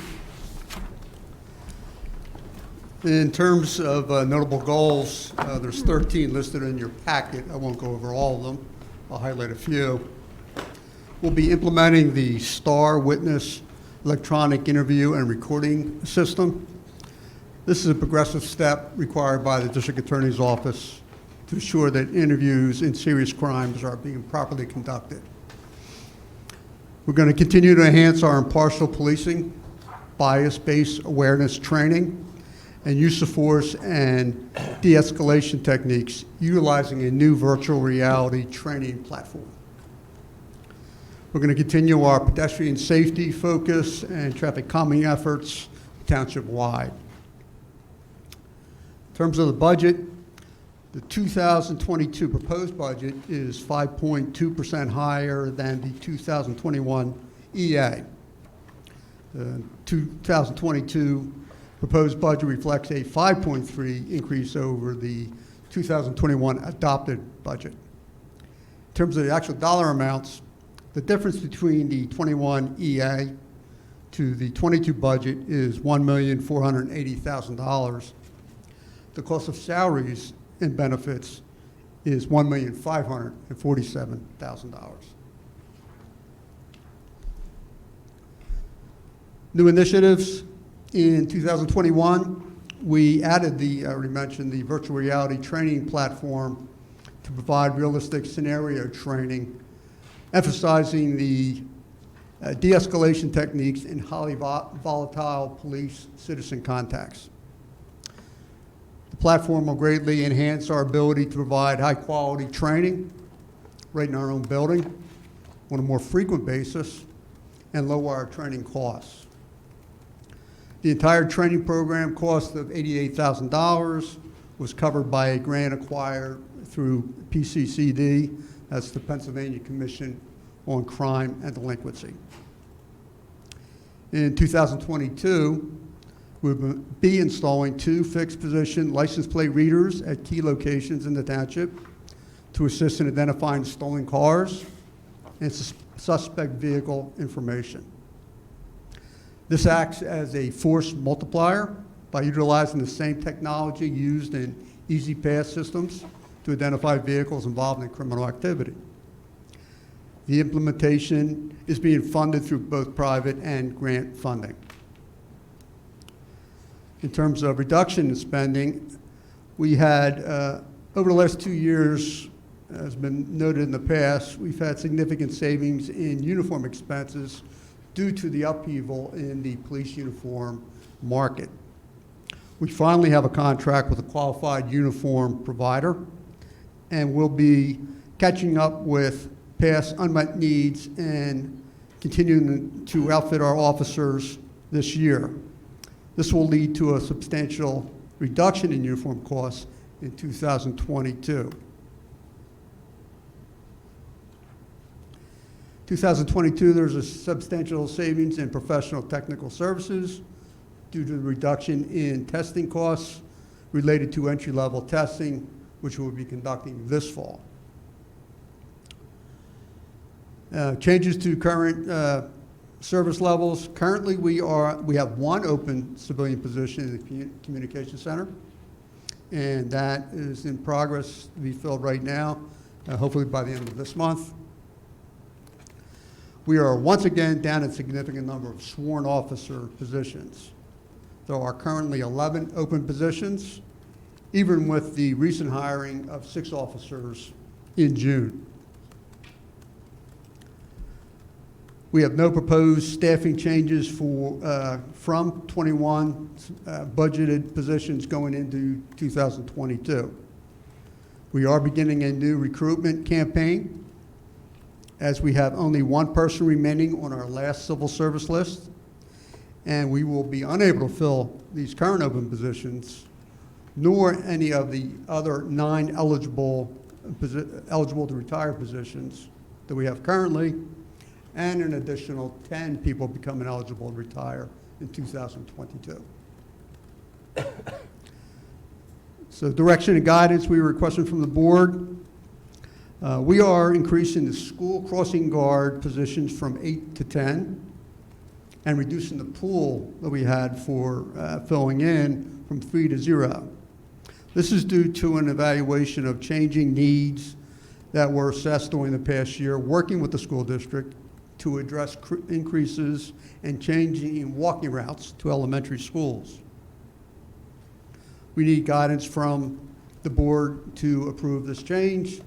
I'll note that costs of guards are shared equally with the school district.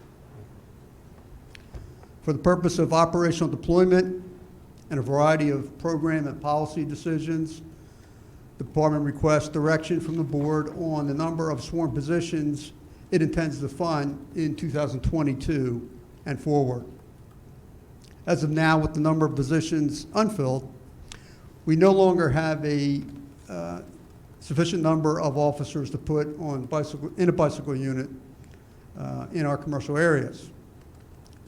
Along with the officers previously assigned to bike patrol, officers assigned to the highway enforcement unit have been redeployed to patrol platoons to assure sufficient personnel to provide the day in, day out police services for the community. Having an idea of what number of officers will be available will help us determine which services to prioritize as we move forward. Lastly, we are working with the FOP to wear test, external protective armor system to transition from wearing our body armor under our uniform shirt to wearing it in an external carrier, which will, as closely as possible, integrate with our standard uniform. The goal of this effort is to remove some of the weight of our equipment from our hips and backs of our officers to improve their comfort and overall welfare and potentially to reduce injury. And myself, my staff are here to answer any questions. Great, thank you very much, Superintendent. Just a couple questions. The first one, when you were talking about school crossing guards, you mentioned increasing that from 8 to 10 and then reducing something from 3 to 0. I didn't catch what that was. Sure. So we had 8, and we had a pool we would call out if somebody called out sick, was unavailable, that kind of thing, so we didn't have to put police officers at those posts for significant hours in the day. Okay. When we go to 10, we're going to have a situation where we're going to have some flexibility that if we do have somebody out, we might be able to move somebody, but it's going from having that pool an 8 to 10 full-time. Got it. So would there be a risk of having to put police officers where we would otherwise have crossing guards by getting rid of the pool, or because you now have 2 more crossing guards, you don't? We think it's minimalized. Okay. There's occasionally times you will see driving around a police officer having to fill in, but it's been reduced quite a bit over the last few years when we changed that up and used the pool, and we think it will still be manageable with this new setup. Okay, great. And then in terms of the body armor, I think it's very important our officers who are wearing it all day are comfortable and are not getting injured. My fear is moving to an external system, you know, the look of that towards the community. Does that, in your mind, create any problems? And is there an underneath, a system that stays underneath that doesn't have those same, weight issues and injury risks? Well, I agree with what you're saying about the look. Many people may not realize it, but there's a large variety of external vests out there and utilized in different ways by departments all over the country. Some look very military-like.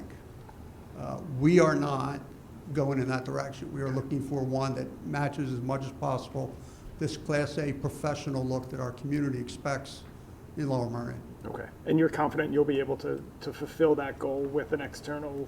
That is our goal, yes. Okay, perfect. All right, does anyone else have any questions? Commissioner McComb. Thank you, Commissioner Gabbard.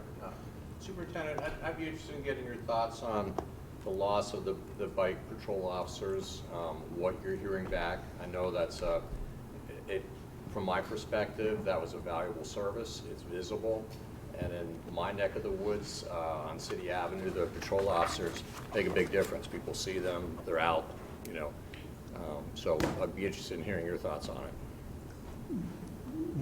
The term you use is on point, is visibility, and that's what we're hearing as well.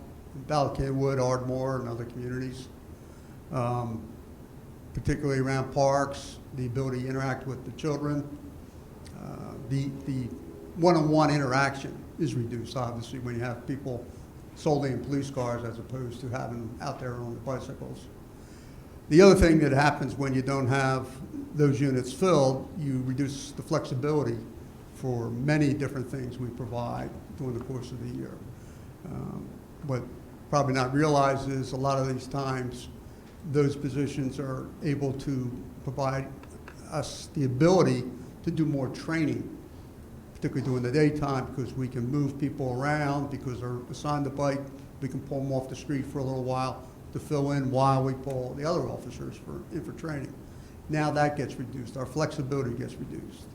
If we have additional needs to transport prisoners from county prison to go to courts, not such a big problem the past year because of COVID and courts being shut down and things going to more video, but that's returning to less video and more returning to courts. So it does impact us in many different ways. Okay, thank you. Great, thank you. Thank you. Commissioner Courtney. Thank you, Vice President Craven. Superintendent, you mentioned the bike patrol and the highway enforcement. Are those removed completely at the moment? They are. All right, that's 9, but we're down 11. Are the other where are the other 2 losses? From patrol platoons. Patrol platoon. Okay. Does traffic enforcement fall to the patrol platoon? It does. Okay. Yeah. Taking away don't take it that I'm saying with no traffic controls being done or traffic enforcement. It's just that is their main focus for those 2 or 3 that are usually assigned to it. But all officers in patrol are also doing traffic enforcement. Right. And I notice you have 4 platoons. Is that just based on time of day? How many officers are supposed to be out on patrol? Well, 4 platoons were set up for control of those resources, but the time of day, day of the week, hours of the day, all change how many people we have out there based on our needs. It gets reduced during those appropriate times when there's less calls for service. Okay. I guess I was wondering if I could look at this and say at any given time, if we had a full complement of officers, there would be 20 patrol around Lower Merion. Is that a way to read There's a that? lot more during the daytime because the daytime population is much larger versus 3 o'clock in the afternoon is wholly different than 3 o'clock in the morning. Gotcha. The number of officers that are out there. All right. Thank you, Superintendent. Thank you, Vice President Gavin. Great. Thank you, Commissioner Courtney. Seeing nobody, Commissioner Stevenson. Thank you. Commissioner Kramer also had her hand up, Mr. Vice President. All right, go to Kramer then. After you're done, Commissioner Stevenson. I'm more than happy to yield the floor to Commissioner Kramer first. I have, Superintendent, thank you for your presentation. I have a couple of questions. The first is with the increased development and which will contribute to increased population, how does the police department factor in the services that needed as there's a growth in population and in the democratic the density and particularly in density areas where we have continued to overdevelop? Well, we monitor where our calls for service are, and certainly we would adjust where we deploy whatever resources we do have based on those calls for service. I think it's logical to assume that as some of these larger developments start to get filled in, that we'll have additional calls for service, and we'll have to adjust our deployment beats to address that. Thank you. I'm glad that You made the point that the increased development does require an increase of services for us. My second question is about community policing and cost to that. So one of the things that I've brought this up several times. What is the cost? I know that part of it is about has been said about having conversations with FOP about contract, but community policing, walking the beat, not just bike riding. What is there a cost involved that would take us to have more beat police, if that's the term we still use, of walking the neighborhoods and the communities instead of the patrol? Well, to have solely a walking beat, yes, you would have to increase the number of officers, but we don't have them and have not for many, many years. What we do is, besides the bicycle patrol for that, more personal one-on-one interaction, all of our officers in their various beats park their cars and go out and walk in both commercial and residential areas based on density, and do that throughout the course of their beats. During the daytime, obviously, there's a lot more interaction with the residents and business owners. Nighttime, it's more for security checks. And do we have what is the term I'm trying to use? Do we have a outline schedule on those kind of beats, or is just as needed, or is it the discretion of the officers? No, it isn't. It's actually a requirement, and there's a policy which we monitor to see that it's followed on how many times officers get out of the car. It is tracked, and so we do know when it occurs, and it is across the board throughout the township. Thank you, Mr. Superintendent. Thank you, Mr. Vice President. Great, thank you, Commissioner Stevenson. Commissioner Kramer. I've been having a little trouble figuring out the source of some of the numbers because it looks like the 2022 budget is going to have about a 10% increase in salaries, even though we had made a decision not to fill a number of positions. Can you explain to me why, instead of the salary number coming down somewhat, it's going up by 10%? So I'm going to kind of start you off, Commissioner Kramer, and then allow the superintendent to fill in. So when you're looking at the salary line items and you look at the 2021 budget under salary is about $16 million. So that's a full complement, working a full year. So what happened and what we're seeing happen this year is that we've had a good amount of open positions. So you can see in the estimated actual for 2021, that drops down to $15.4 million. Now, for 2022, we're still, at this point, at an authorized force level of 136. So the 16.8 number is that full complement for the full year. However, when we look and do our budget, when we talk about the savings from vacancies, when we budget that across the entire organization, we don't necessarily know exactly how many vacancies are going to occur in how many departments. There's going to be X number of vacancies in finance, X number in sworn police, X number in this, the non-uniform section of police. So we do a process whereby we basically budget a number for vacancies that occur throughout the year. We budget that centrally, so it's not within each department. So that's why you see such a huge increase in the salary line item. The other thing to keep in mind is that the FOP contract was agreed to, I believe, in February or March of 2021. So the 2021 budget was adopted basically with a 2020 wage scale. So there's basically 2 years of increases, which are shown when you look at a comparison between 2021's budget and 2022's budget. Now, I know I've said a lot there, so if any of it needs to be repeated or clarified, or if Mike, you have anything else to add on that? What Eric said.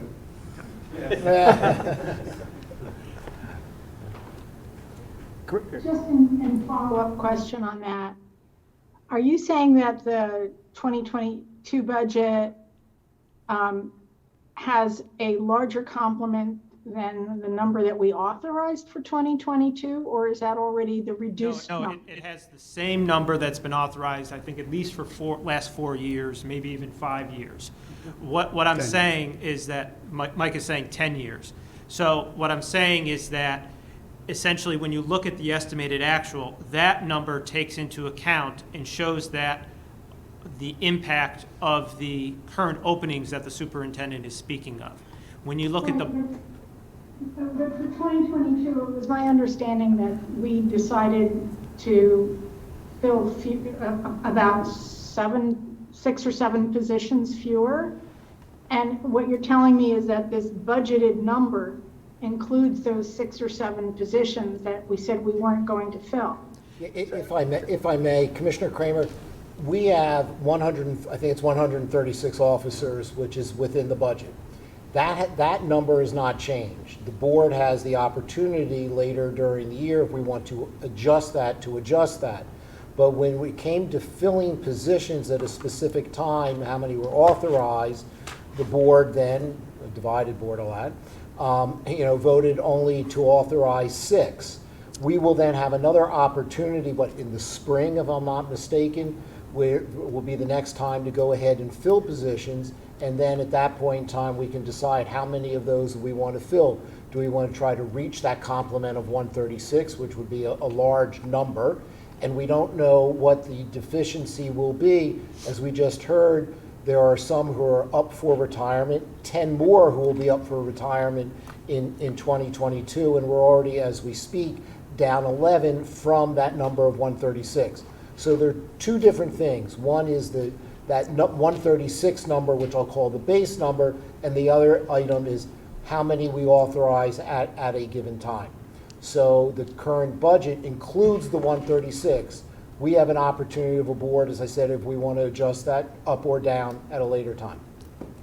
The one thing I would add to what Commissioner Bernheim said, and to further, I think, answer the inquiry from Commissioner Kramer, is that when we build in the non-departmental budget, the vacancy number, we are going to take into account the fact that the police department has 10 or 11 open positions that we know will likely not be filled for approximately 6 months. So when you see the proposed budget, that impact will be shown on a total overall budget basis. It just won't be shown in the police department specific numbers that you're looking at right now, unless the board makes a decision to change that authorized force in some level. But the scope and the savings that will be attributed over the period of time that those positions are open will be included within the total scope of the budget. And if that's still confusing, I'm also happy to talk to you about this offline. Thank you. So following up on that, Superintendent, can you give us again the timeline of when the testing happens versus when an officer starts, and when the next test is, and the next opportunity to hire more officers, and when they would start? Sure. So this year we started the recruitment campaign, and the test is going to be held in early October. So as you well know, we follow civil service regulations for hiring and promotion. The next step after that is an oral board, which takes place before the end of the year. Then we do backgrounds.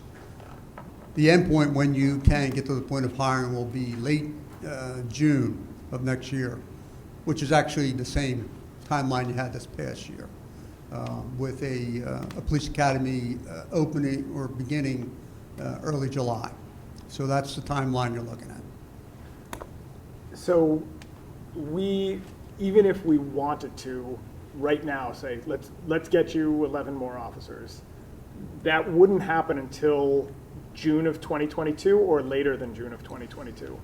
Typically, we don't like to get this far down, but obviously COVID delayed the last testing process well over 8 months, which created this issue. And I think I addressed it back in June when we were discussing the number of positions to be filled. There's a huge issue with the number of people who choose a law enforcement occupation right now. So that is going to be interesting for us to see how this plays out through these next couple months to see what the pool is. We're going to start the process so we don't end up. Currently, we're looking at 19 potential additional positions that could become vacant. We need to be ahead of that curve to be able to fill whatever positions you choose to fund. So, Eric, in the budget, the police budget is going to show the full complement. The non-departmental budget will show at least the savings from not having 11 officers through June, yes, plus some estimate of what you think we won't have for the rest of 2022, and that'll be in the non-departmental piece. Yeah, so we do a process looking at overall salaries and budgets, and we have a percentage process that we go through, and we track year by year how accurate it is, and basically say, okay, on average, we have turnover savings of, 2.35%, of total salaries and employee benefits. And then we allocate those by various functional areas like public safety, like general government, like libraries and recreation, and that all is accounted for in the non-departmental budget section. So again, unless the board wants to change the complement of 136 on the sworn officers through the fall budget process, this will be what is budgeted. However, we will take into account the fact that we will have those open positions in the grand total of the overall budget. Right, and certainly there are implications to changing that authorized force. So it's not something we would decide tonight and have a discussion. There's a lot of data. Right? That's why we pointed out and asked for guidance moving forward. Right. So what can you provide us? What data would we need to make an informed decision on the authorized force? And is that something you could provide to the board? Certainly, I'll just leave you with one point is historical data that the decision in June to go to 131 would put us below the numbers for the police department since the 1970s. That's one point of data that you should keep in mind as you're thinking about this. Okay, thank you. Any other questions or comments, Commissioner Zelloff? To follow up on that, Vice President Gabbard and Superintendent, I mean, there's a lot of data, right? I mean, historic data. So the township's population in 1970 was higher than it is today. Right, so there's quite a bit, and there was federal funding that was supplemented for a few years. In the 90s and early 2000s. Right, that went away. And so the police department had a higher staffing level at that time. Correct. So there's a lot of history and data that can be used. Right. Okay, President Burnham? Yeah, just because we're going to, we had this discussion in some version back at the time when we were thinking about how many to authorize, and at one point there were 14 potentials, and the debate that we had was whether it's 8 or 6, and at the end of the day, we only had 6 that were available. Correct. So we need to recognize what you said, that it is a world in which it's hard to get people to get into law enforcement, and then recruiting them is one thing, retaining them is another. So we have a lot of factors that if this is a consideration, we will have to spend separate time, because you did supply to the police committee and board officers a lot of data. We'll have to make sure that that gets shared with everyone. So if a decision is to be made on that actual complement, we have the data going forward and an assessment from you and your staff as to what we need. So not something for this evening, unless nobody wants to get home tonight. Any other questions or comments? Commissioner Churchill. Thank you, Superintendent McGrath. I just want to know if this is a reasonable statement. We're obviously there are 11 vacancies this year, and there will probably be 11 vacancies next year. We won't be able to increase our number of police officers to be on the street until 2023. Is that correct? No, not necessarily. We have, in many cases, people coming in, if they get through the process and they're on top of the list that already have certification, they immediately begin the field training program and they're available to us. Those that would be delayed would be those that would be sent to the police academy. I have 2 other points. You say that we're losing our bicycle component and also highway enforcement, and the number one complaint that citizens have is traffic. So it seems as if we are not fully addressing the number one concern of people of Lower Merion. Lastly, is crime up or down this year? Well, from 19 to 20, it went down drastically. We're seeing it uptick. You get the weekly reports from us about where things are going. And, we unfortunately, due to where we're located, next to a major metropolitan area, have some carryover from that. You know, I don't have a crystal ball. Well, as already noted, the 2020 can't be used for much comparison to anything. It'll be interesting to see where we go moving forward. Thank you. Okay, thank you, Commissioner Churchill. Any other comments? Seeing none, thank you, Superintendent. Vice President Gabbard, could I just take 5 seconds? No one had an issue with the change to the school crossing guards, right? I just want to make sure. Nods? Okay, all right, thank you. Thank you. We will call our Fire Chief, Chaz McGarvey.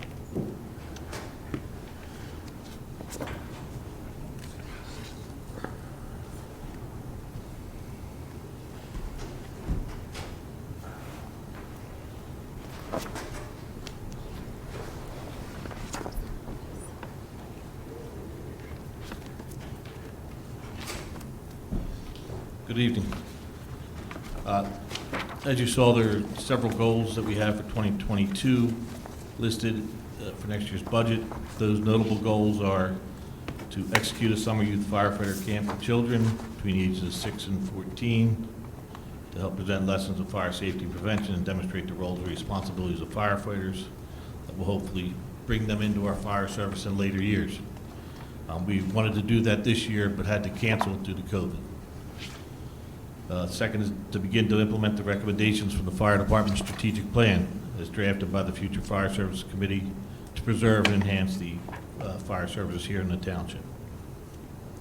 Next is to continue with the implementation of the Knox Box Emergency Access Program and procedure for all commercial and apartment buildings township-wide. And the goal that was just added is to begin to implement the recommendations from the NIOSH investigation, which is the National Institute of Occupational Safety and Health. That is currently ongoing into the 2 line of duty desks to help enhance our operations in the fire service. The total proposed budget for 2022 percentage increase versus decrease versus 2021 estimate actual. The 2021 estimated actual versus 2022 requested budget outside of wages and benefits equals a 1% increase, a little bit over $29,000. This increase is due to the annual fire company allocations, which we have listed at 2% this year. The 2021 adopted budget versus the 2022 requested budget equals a 1% operational increase. And again, that's about $30,250, and this increase is due to the fire company allocations, the increase in fire company allocations, which again is at 2%. There are no new investments, no reductions in spending, current changes to current service levels, there are none. Proposed staffing levels, as you know, I've provided justification that was included in your packets to reinstate the Deputy Chief Fire Officer position. And the items that require Board of Commissioner policy direction and guidance is the 2022 allocation to the fire companies. As I said, we use 2% as a placeholder. And then B, the second is seeking the reinstatement of the Deputy Chief Fire Officer position. With that, I'll entertain any questions. Does anyone want to start with any questions or comments? If not, I'll start with some questions. You said the 2% allocation to the fire companies, is your thought that will be where we end up, or is that a placeholder and you think it will be higher or lower, or what's your thought on that?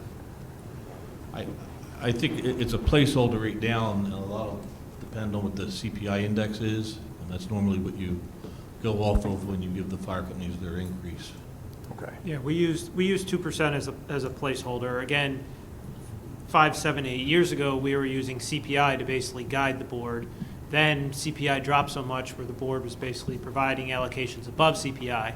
Now you might have kind of a flip story where your CPI might end up being 5%. And it's really up to the board's discretion. We did 2% just because we wanted to try to have consistency with some of the more recent increases and have consistency between what the fire companies were submitting in their budgets and what we had in here. But that's totally up to the board's discretion in terms of what's necessary. And we are working through the 2022 2020 fire company reviews with the outside auditor. We did those last year for the first time. They were completed very late in the year due to COVID. We did start on those much earlier this year. Roughly half the companies are pretty close to completion, and hopefully we'll have everyone else completed by the time we get to the proposed budget, and that way we can provide some additional information to the board from that process as well. Okay, and that was going to be my next question. Was last year when we talked about that, we talked about potentially not doing a uniform, just 2% or 3% or whatever the number ended up being across the board, and seeing what each fire company needed specifically. Is that something you think we'll be able to get to during this budget process? I mean, that really gets to more of a policy question for the board. Right. And I'm seeing eyes, not a face, from Commissioner Bernheim. I'm not sure if he wants to opine on that. Before he does, as fire committee chair, but it really comes to a policy item for the board to make a decision on, and how that interplays with the future services of the fire committee. Work that was done, and all those things kind of have to go into the mix. But Eric, I'm not talking about it from a policy question. We couldn't make that policy decision last year because we didn't have the financial information. I think to be you able will to have do it. much more financial information. Okay. You're not only going to have a base year, but you're going to have a comparative year. Okay. So I think you're going to be much closer to being able to make that decision with more data behind it. Okay. Whether or not the board feels comfortable making That's it is going to another be up to the story board to entirely. decide. It was really, when do you think we'll have that data? Like I said, I think, is it 3 or 4 of the companies are? They said 4 were close to being done, and 2 were still in process, Yeah. and they were having delays on 2 of them. So for those in Zoom's land, 4 are pretty close to the finish line, and 2 are a little bit delayed. But again, we're hoping to have everything, at least in a very final draft form, enough that we can start sharing stuff with you by the time we get to the proposed budget. Okay, great, thank you.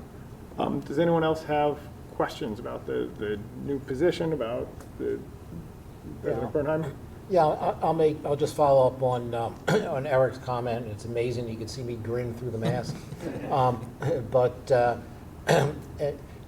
One of the things that Eric just mentioned is we've had this committee, the Future Fire Service Committee, that has been comprised of some of the presidents of each of the fire companies and chiefs, and our own chief fire marshal, our manager, and myself, and we worked with a consultant throughout the year to come up with a fairly comprehensive program that's in the process of review by each of the fire companies, with the goal of bringing it back to this board certainly before the end of the year.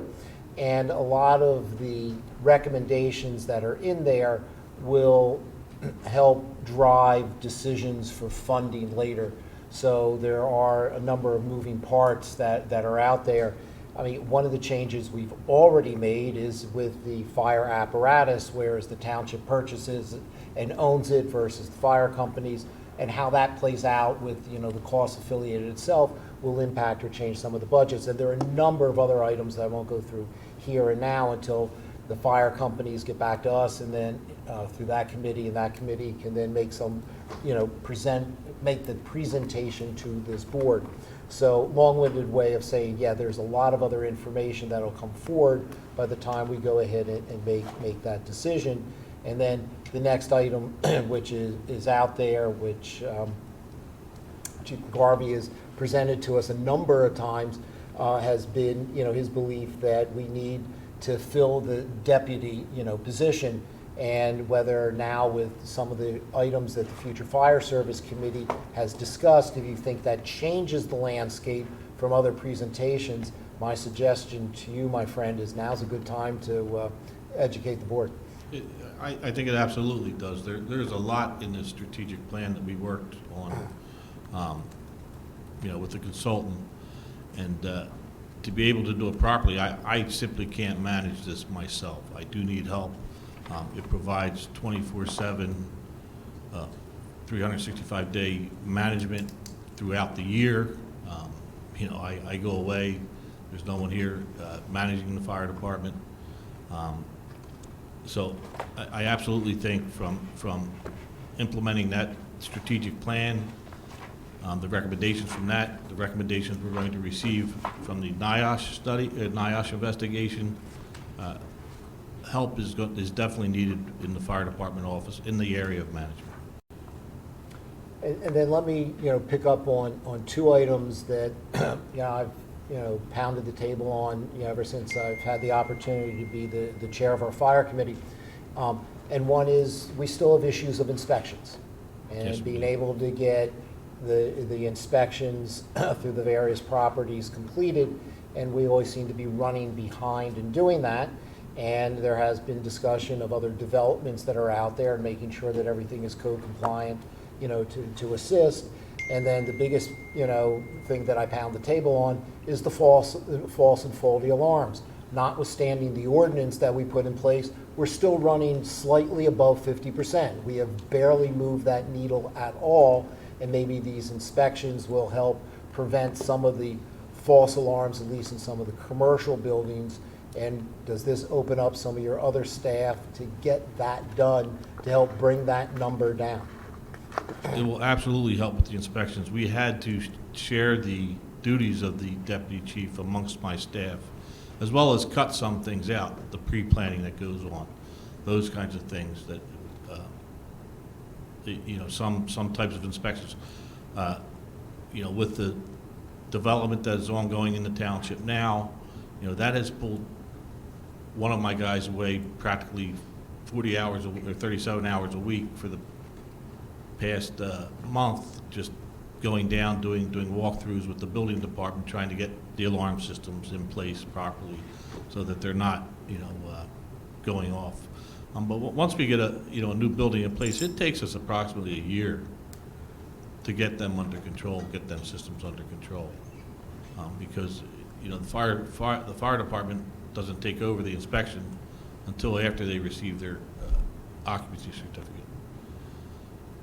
So there are definitely, it will definitely help to free up the guys. It'll help, I have one of my guys that's doing all the plan review now. That is something that was done by the deputy chief prior. That will, and there's a lot of that going on up in our office. So, Commissioner, it will definitely help with freeing up my guys to be out there doing inspections, as well as, I've been trying to get behind getting maybe a fee-for-service program in place that we would recoup the cost of inspections. I don't have the time to do that right now, especially with the investigations that are ongoing, and that's going to pull me away even more. If we do get that in place, the monies we would receive would more than cover the salary of this position. Okay. Great. Thank you, Chief McGarvey. Thank you, President Bernheim. Commissioner Zelloff. Thanks, Vice President Gabrin. Chaz, this is a tough one. You talked a moment, you mentioned a number of things. I mean, of course you are not available 24/7, but you've got 3 deputies now. So it's a little hard for me to understand why there isn't you don't have a system where there's, you divide up the coverage so that there is the availability 24/7. I don't recall that the future fire service had a recommendation on adding another position in the fire office. So it's not clear to me. I thought a lot of the future fire service study recommendations were at the fire company level, not the fire office level. A fee for service, that's a big thing. But if this new position that you're asking for, and it's a new position because it's not in the budget, and hasn't been for some time. If fee for service is to support it, then I guess that analysis has to be done. Is that really something that's doable? I understand you said you're not able to do that analysis now, but it seems to me that comes first. Perhaps that comes first.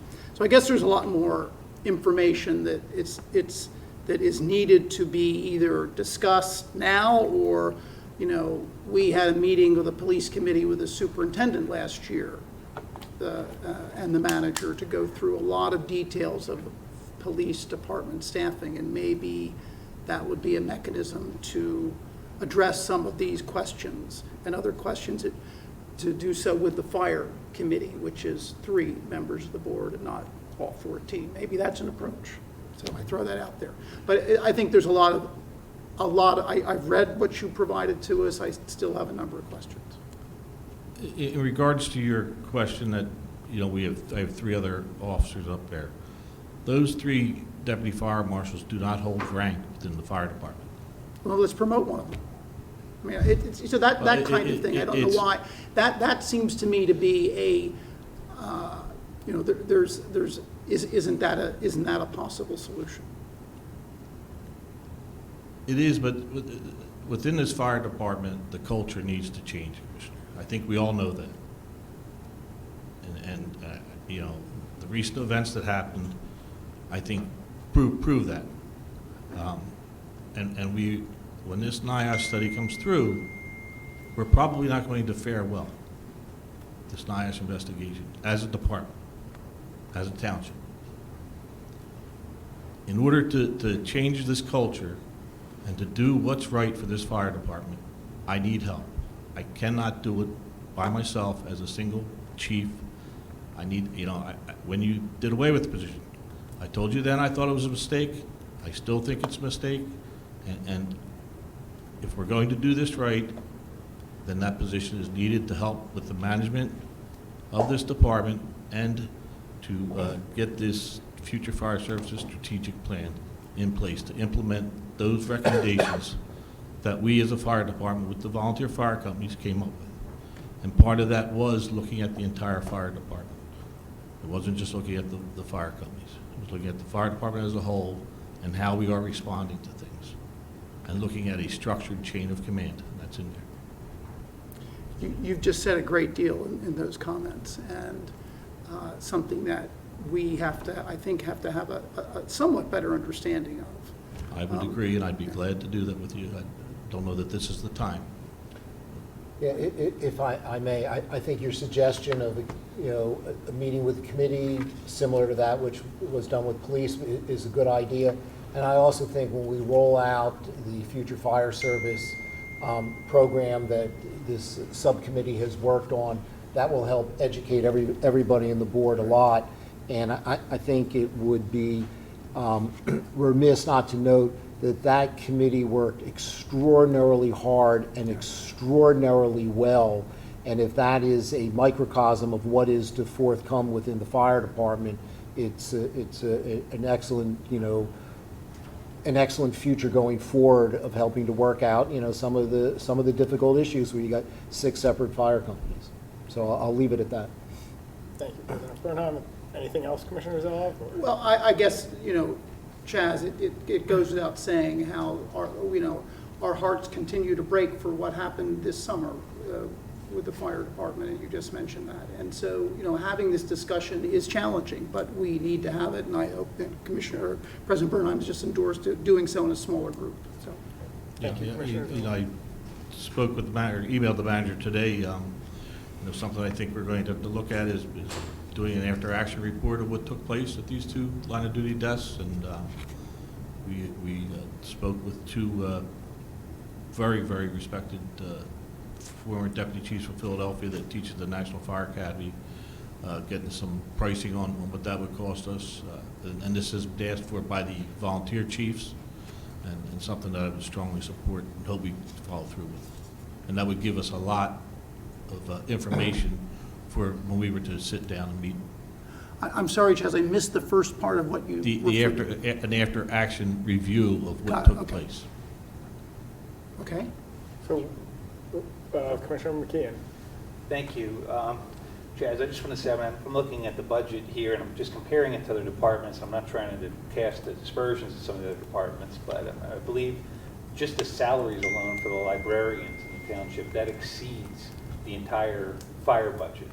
That's not even, you know, including the library structures to run that. I mean, I think the police budget is 9 times the fire budget. So, you know, I think we appreciate what you're able to do with the money that you have, especially given, you know, just as we saw with the 2 tragedies over the summer. So, you know, thank you for what you're doing there. And I think these numbers, for me, and it really put in perspective about, you know, when you're running into these very dangerous situations with this kind of a budget. Thank you. Thank you, Commissioner McKeon. Commissioner Churchill. Thank you. Just a quick question. I know that commercial inspections has been going on for years. When do you think that it will be completed and we'll have a draft to develop policy? At this point, Commissioner, I can't answer that. I don't know with the things that are, with this investigation, the things that are being asked of me right now from NIOSH and my regular duties, I don't have time to look into that right now. I mean, unless I'm going to stop doing something else. Well, then I would just say to the Board of Commissioners that certainly one of our jobs is safety, and we have been derelict in inspecting commercial businesses. And I seem to be talking about this every year. I'm glad that President Bernheim made mention of it, but we need to be proactive in this, in developing a policy. And to develop a policy, we have to inspect commercial buildings. And we're not doing it. And please, let's do something this year. Thank you. Thank you, Commissioner Churchill. President Bernheim. Yeah, I just need to, just so the wrong impression isn't created, and albeit, you know, the point being raised by Commissioner Churchill, he's raised before, what can we do to get the inspections completed? It's not that we're not doing it, it's just that there are more inspections to be done, so the pace at which we are doing it is the issue. It's not that nothing is being accomplished, and that's what needs to be improved. Yeah, well, I had a conversation almost 2 years ago with Chaz, and I was disappointed to hear that it was going to take, you know, a while, and here we are more than 2 years later, and it's stalled. And yes, I think at that time we were doing a third, and we need to do a better job. And if we need to hire a deputy fire chief just to do this, I would hope that it would prevent a tragedy of a commercial fire. So, thank you. Great, thank you. Any other thoughts or comments? Okay, it sounds like the direction is we need some more information working with the fire committee to follow up on the future fire service and how that impacts, you know, the need for a new role. So I think that's the next step coming out of this piece of the budget.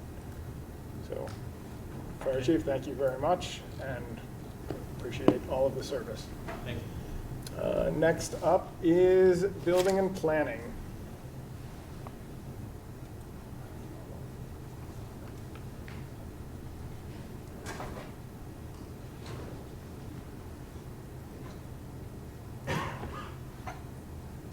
Good evening. Major goals for the Building and Planning Department in 2022, including continuing with updating the township's land use codes, particularly completing the subdivision and land development ordinance, moving on to the natural features code, and also continuing to refine the recently updated zoning code. Another goal really focuses on commercial areas. Township staff has been working with county staff on re-examining the City Avenue ordinance, collecting a lot of data, understanding how that ordinance is performing at the 10-year mark. It's been 10 years since it was adopted. And then next year, we're also planning on moving forward with the master plan for downtown Ardmore. Another goal in the department is continuing to update historic preservation. Historic preservation has become more and more integrated into land development in the township. And to make historic preservation more effective, we're continuing to adopt design guidelines and update the historic resource inventory. Staff continues to work on transportation demand management, the Mainline Greenway, the Kinwood Heritage Trail, and integrating pedestrian improvements throughout the township. Township staff, one of our goals is to assist the new sustainability manager with sustainability initiatives, and then we will continue to be proactive in public engagement and education regarding zoning and land development. The proposed 2022 BMP departmental budget is $4,400,000. This is, marks an increase in both the EA and the budget from 2021 of approximately $230,000. The majority of this increase is in wages. The rest of the departmental budget is relatively flat. Salaries and benefits and other compensation comprise $3,200,000 of the departmental budget, and that accounts for 73% of the overall budget. The remaining 27%, or $1.2 million, covers departmental expenses including general operating costs, vehicles, and professional dues. Of this, there's a major discretionary item of $262,000, which is professional technical services. This includes funds for a consultant for the Ardmore Master Plan, Montgomery County Planning Commission, and also to help with updating the township's historic resource inventory. I will note that there's a minor increase of $9,000 in our budget this year for advertising and printing. This is largely due to the costs associated with additional zoning hearing board meetings. I know this year we had a couple of long, drawn-out meetings regarding with the school district with Arnold Field. We're expecting additional drawn-out meetings with the middle school fields as well. For new positions next year, there are two items I wanted to bring to the board's attention. The first is to increase the hours for the zoning health officer. This is currently a 37.5-hour-a-week position. We'd like to increase that to 40 hours a week. The zoning health officer assists the zoning officer, and with the adoption of the new zoning code, this puts a lot of emphasis on the zoning team. There's a lot more permits that are required. There's a lot more questions that are required. There's also a number of new zoning meetings, as said. Currently, the zoning health officer is logging comp time, logging overtime. This is really a 40-hour-a-week position. There's also a number of requests always for complaints. We could probably increase this to an 80-hour-a-week job, and he wouldn't be able to police all the requests that we have. So we think that the 2.5 hours is a logical increase. And then also, the township currently has 4 planner positions. Planners, as part of their job, attend advisory body meetings, and this is always something the township has done. Over the last couple years, township staff has initiated a series of additional public meetings, not necessarily being at an advisory body meeting, just meetings to deal with special topics. Oftentimes, these are large-scale land development projects that are coming forward. What we have found is that many members of our community have questions, and when they simply have an opportunity to answer these questions in a non-adversarial approval process, when it gets to the building planning committee or the planning commission, they've been able to make good input, the plans are changed, and then I think what the board will notice, when it finally gets to the building and planning committee, you're not having 100 people at a meeting because our questions have already been answered earlier in the process. So what our request is to increase one of the existing 37.5-hour a week planner positions to a 40-hour-a-week senior planner position. It would be a simple request, and what I originally wanted to do was just take one of the planners and make them 40 hours. Eric and Beth tell me that I actually need to describe that as a specific position as a senior planner. Eric is informing that's approximately a net cost to the township of $15,000 to do that. But I think that the time that the Board of Commissioners will benefit from that, and then just also the quality of education to our township, is worth that value. That's our direction. I'm happy to answer any of your questions. Great, thank you, Chris. I have a couple questions off the bat. Both of those positions, moving from 37.5 to 40 hours, are there other implications in terms of benefits? Does it go from part-time to full-time? Does that change anything other than it's obviously more hours? And I would assume from a planner to a senior planner, some promotion as well. Correct. Yeah, correct. In terms of, it's not like there's a new suite of benefits. The only thing generally that changes when you move from 37 and a half to 40 hours is your normal retirement age is lower for a 40-hour-a-week position than for a 37 and a half. Okay. So there's a small change there. You know, in regards to the senior planner position request, you can't have in a unionized environment people in the same classification and have them working different hours. Gotcha. So when we spoke with Chris about this, you know, it seemed like the appropriate response was, and the level that he's looking at for this planner to perform was to basically kind of resurrect the senior planner position. Now, when we speak about it as a new position, the overall net number of planners is still anticipated to be 4. Instead of being 4 planners, there'd be 3 planners and 1 senior planner. Gotcha. Just so that's clear. Okay, thank you. The one other question, when you talked about historic preservation, and this isn't really a budget question, but I want to make sure it's included in what you're talking about. We've seen recently the Class 2 designation is pretty toothless. So hopefully when we talk about historic preservation, we are looking at what Class 1 versus what Class 2 means, that it's not just delaying 90 days, that, you know, is there an opportunity to protect some of these really important Class 2 buildings as well? Again, that's outside of this, and I'll leave it at that. And I will move along to any other questions. Commissioner Durbin.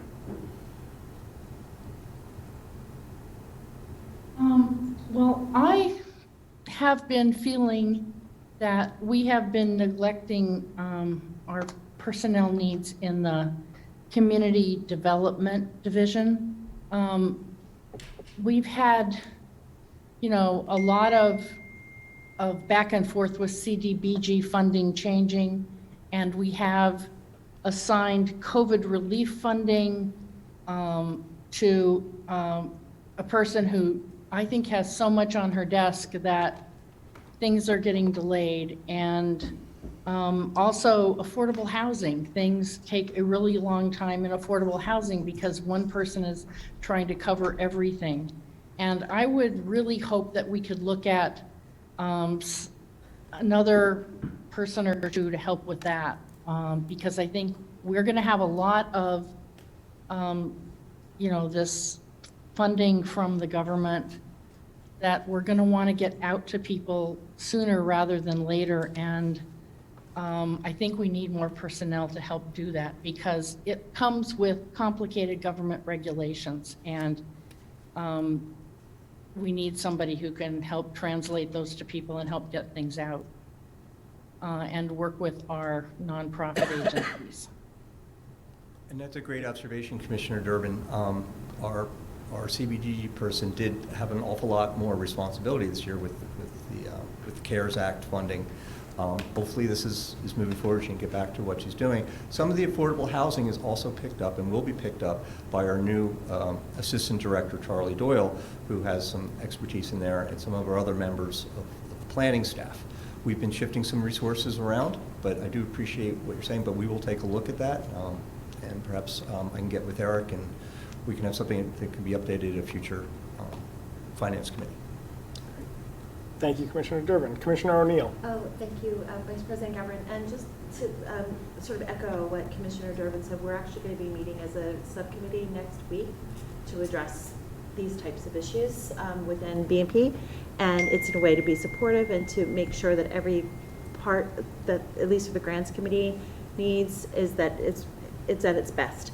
And so we just want to be helpful in that endeavor. So we're going to be really drilling in on that next week, and then we'll have more information once we meet with Commissioner Bernheim and Ernie and you as this continues. Thank you. Great, thank you, Commissioner O'Neill. Commissioner Courtney. Thanks, Vice President Gavin. There's a Situate question today. I clearly misunderstood. This is a promotion. I think it's probably well earned given the amount of work your team does. But I did want to follow up. My read on this is that the additional hours here would be devoted to community engagement around land development. Generally, it's the major driver in this, in that additional night meetings. And a lot of times with community engagement, You need to meet the community when they're available. We try to, of course, do things during business hours, but many members of our community work during the day, and we need to have evening meetings. But there's more to it than that. There's just the quality of work that's coming in. You know, the request, for instance, to support sustainability initiatives, some things. It just the days get a little bit longer, and coordinating that and those extra hours will help to get the job done. Right. We have a growing legislative backlog. The other members of the ad hoc zoning committee can attest that we have a list that doesn't make a ton of progress and keeps getting longer. I don't see this position helping with that, and I was hoping that we might see something in the building and planning department that might address our growing legislative need. So why not? I think it does help it a little bit in that some of what we're doing is just difficult. These aren't easy black and white solutions. They require problem solving. We just can't take a model ordinance off the shelf. So a lot of what we're doing with this position is this position has that time, and that we're testing the code and we're finding out what works, what doesn't work. And you do that through engaging. You're finding out what's successful or why it didn't work, and then how to fix it. And it takes a little bit more time with that. I do understand the need to try to move things forward. Unfortunately, we're a very busy community. We are a very busy community. If we maybe had a couple more new staff members, perhaps we could, or add consultant services. It's just there's only so much capacity, and I think there's only so much capacity for the board as well. I think we're trying to move as fast as we can. And that's exactly what I'm getting at. There's so much capacity on staff, and clearly our rate of land development application, individual land development, is outpacing our current staff's ability to keep up with it. That's why we're adding more hours to our planners, and it's also forcing us to delay legislation. So I guess how do we fix that problem? Like, I hear you, and I appreciate that each land development application teaches us something new about a deficiency in the code, let's say, or something that the community doesn't like that we should be addressing through legislation. But I don't see us closing the loop and addressing the legislation, and I don't see this addition of 2.5 hours a week closing that gap. Well, and I think one of the things that we'll also do is we are undertaking we're going to soon complete the Saldo draft. Right? That has taken an awful lot of staff time. Then we will be able to move on to that. It's very difficult to do some of those things too at the same time, and I do think that we anticipated earlier that we would have more assistance from the zoning officer in some of these zoning issues. Sure. Adding the additional hours for the assistant zoning officer can help us to do that as well, because we need both of their expertise in doing that. That's 5 more hours a week. I mean, we're getting somewhere. I just can't help but think that having additional resources dedicated to legislative effort might speed those projects along and might make our land development overall more efficient. Well, we do, and we do have some resources in that we have an ongoing relationship with Montgomery County in a contract. They are completely right now occupied on the subdivision code. We have pencils down next Friday on that project. We will then, I think as we move into the later part of the year, be able to deploy some of those resources to assist us in this. Okay.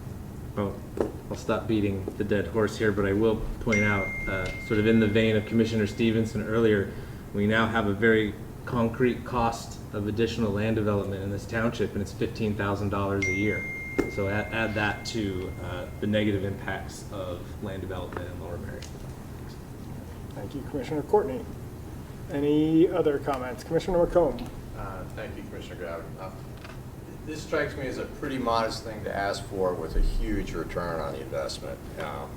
The amount of time the building and planning staff spends with community engagement, at least in Ward 9, and I'm pretty sure they do it in all the other wards, is enormous. And it speeds up the process.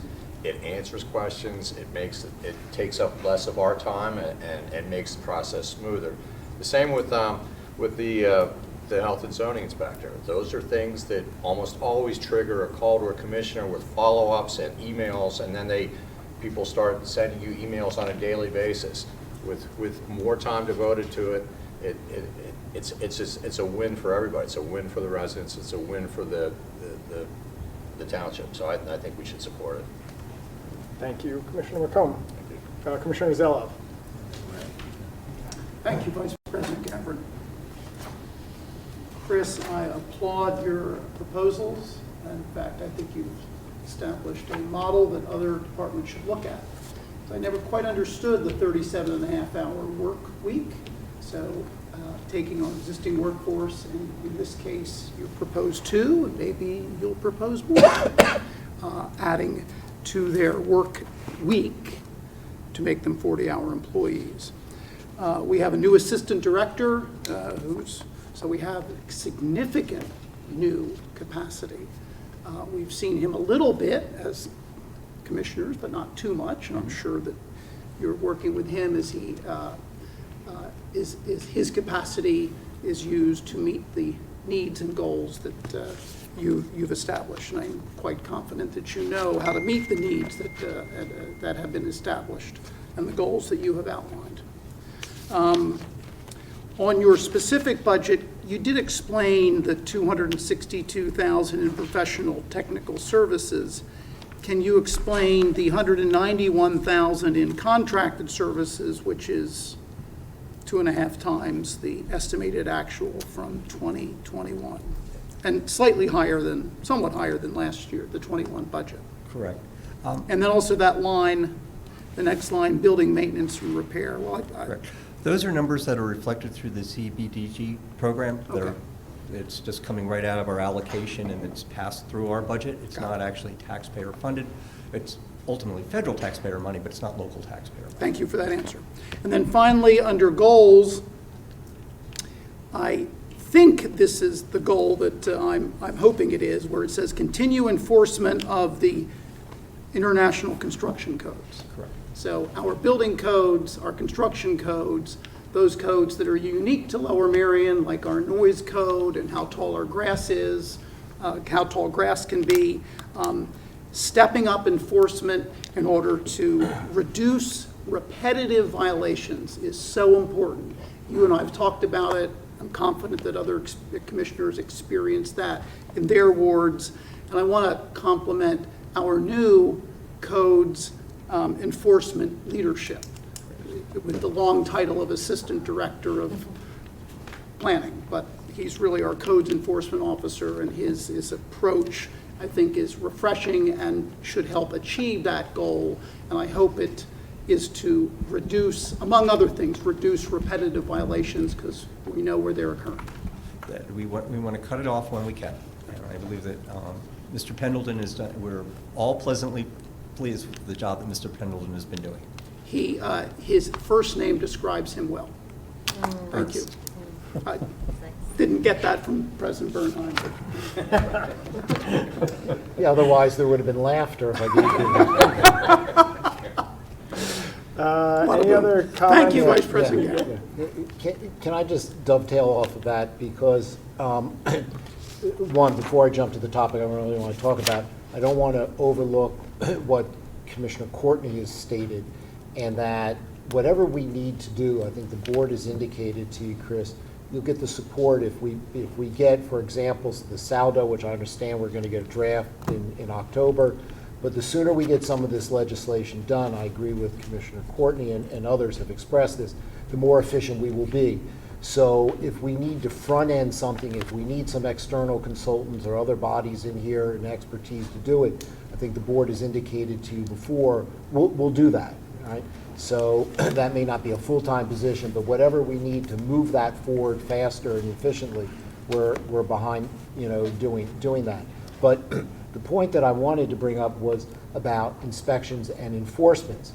If I say Dodds Lane, you'll know exactly where I'm going. It is the poster child of, notwithstanding good efforts, our failures.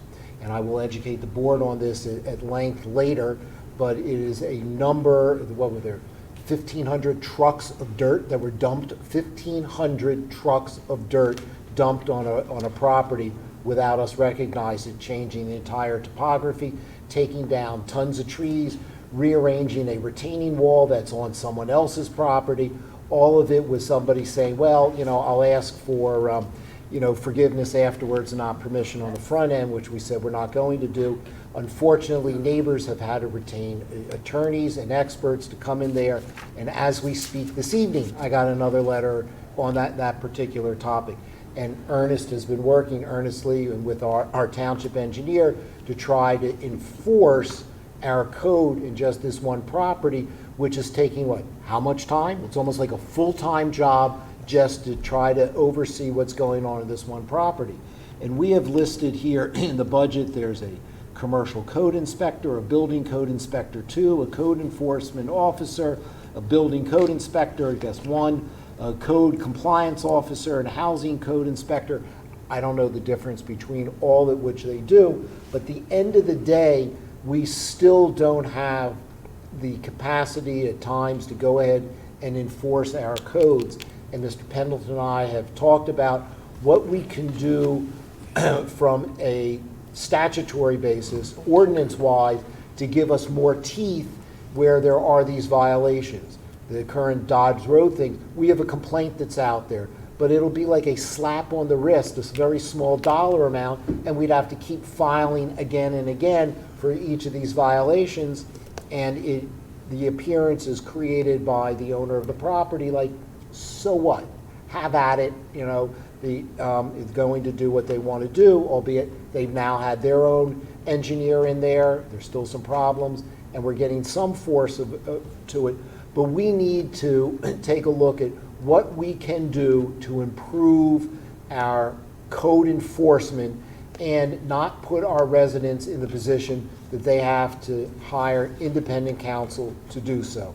And that has got to be as much a priority as some of our other legislative needs, because it's got to be so time consuming for your department. And just using this one example of what's going on. So if we need to get other people in there to do it, we need to figure out how to be more efficient to do it. That's got to have a high priority, and the cost of us implementing whatever we need to implement will at the end of the day save us all a lot of time, energy, and money. So I go on that little tirade because the emails, as you well know, because you're copied on those, is constant daily, and they are intense about all that's happening. And this is just one parcel of land in our township. So when we go forward, let us know what else we need to get that accomplished. Thank you. And it's something we're talking with the township solicitor about enforcement and penalties. It's also, we're reviewing with our township engineer third-party inspections, and many of these are done with third-party inspections, and how we can strengthen that and further increase those resources as well. Yeah, because what the email I just got was with a letter that over the holiday weekend, more work was done where we weren't going to have, you know, somebody working on the holiday weekend doing the inspections.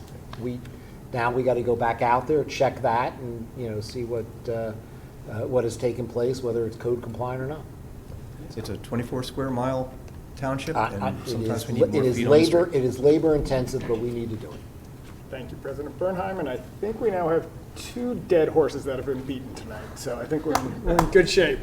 Any other questions or comments before we move on to Parks and Rec? Yay. I think you are dismissed. Thank you very much. And Ms. Heller, thank you for bearing with us. We're a little behind schedule. I'll see what we can do next year about moving you up in the order. So I keep telling Eric it's Parks and Recreation. He usually goes alphabetically. But it's a pleasure to see you all in person, and then those that aren't in person, it's a pleasure to see you as well. Some of our notable goals are to complete the feasibility study for the reconstruction of the Ardmore Avenue Community Center and the Center for Positive Aging in Lower Merion, also referred to as PALM. Evaluate possible locations for a skate park. Develop and evaluate plans to increase the removal of invasive plants, dead and dying trees within the park system, as well as work with the sustainability manager for education and sustainable best management practices for our department and Friends of Lower Merion Township Parks. Our total proposed budget for '22 is $4,299,723. That's a 6.4% increase versus the 2021 adopted budget, and a 5.4% increase versus the 2021 estimated actual. The changes, or the percentage increase, are mostly due to 3 items that we are requesting board direction on. The first is the elimination of one of our Park Maintainer 1 positions, which has been vacant for the last 18 months. It's our opinion that we do not need to fill this position. The second is to increase the pay for part-time staff in our department by $2 an hour across the board. This will enable us to improve our recruitment and retainment efforts for our part-time staff, lifeguards, and program staff. Our part-time seasonal staff are all in positions where we do cost recovery, so we do not hire or pay that staff unless we actually operate the program at cost recovery. So those fees would be coming back to us with those salary increases. We also, and the third and final thing, and probably the largest, is we are proposing an increase in our contracted services line item to target the removal of invasive plants, which is specialized and very labor intensive. We're looking at doing a pilot program in 4 of our parks, 3 of which were recently part of the stormwater management process, the MS4 program, and the 4th is Rolling Hill, one of our largest parcels, to be able to gauge the value of that contracted service in those sites and provide a measurable cost-effective analysis for the expenditure to determine if this is the best avenue to go versus hiring staff on a full-time basis. And I'd be happy to answer any questions that you have. Great, thank you very much. A couple of questions for you. On the increased pay for part-time staff, I think it certainly makes sense. We need to stay competitive and be able to hire who we need to hire. You talked about cost recovery. Does that mean that the cost of those programs are going to have to increase as well? Yes, the $2 an hour cost, on average, we're talking less than $5 per participant on average for a program.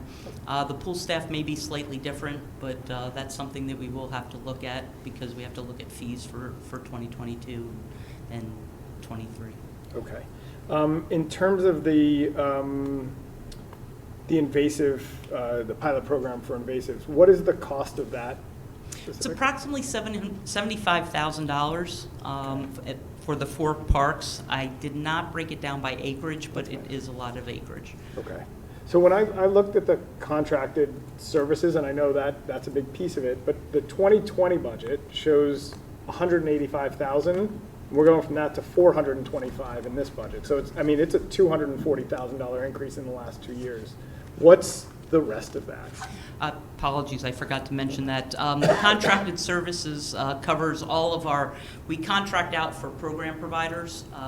These are programs on the revenue side that we offer to the community that provide specialty camps. They bring the staff, they have the liability and all of the equipment, so it saves us money on that end. But it also brings in revenue over and above what we pay them. So we usually do a 80-20 split. The contractor gets 80% of the revenue, we keep 20%, and there's really no cost other than providing the facility for us. So this past year, we anticipated, I believe it was $350,000 in revenue for our parks program revenue, and we're reevaluating that estimate to upwards of about $500,000 this year. So that also increases the contracted money that we have to lay out, but on the opposite side, it has recovered those costs. Okay, so we're not outsourcing maintenance or things like that? Correct. No. Okay. Just gotcha. the landscape. The landscape that one grass project. maintenance is in there too. There's some other extraneous things that aren't cost recovery. So the contracted landscape service that we do on an annual basis for township islands and municipal buildings, libraries, is also captured in that contracted And you services. found that to be more efficient than using our staff? Most definitely. Okay. Most definitely. Great. That's the questions I had. Commissioner O'Neill? Thank you, Vice President Govern, and thank you for the report. I am beyond excited about the prospect of investing in managing the invasives in ways that don't impact staff time or manual labor, which is just impossible. We'll never get ahead of it. And the areas, the pilots which we identified, you came up with is, I think they're terrific starts. And the one thing, it sounds, not to sound silly, it's many municipalities use goats, and this is a very popular, low, comparatively speaking, low-budget way to approach major, I mean, and I'm happy to share links that you may already have, but areas, Philadelphia has a huge GOAT program in place that they did throughout their park system, and most major municipalities do around urban areas they're using these, and it's sort of funny, but it's so effective.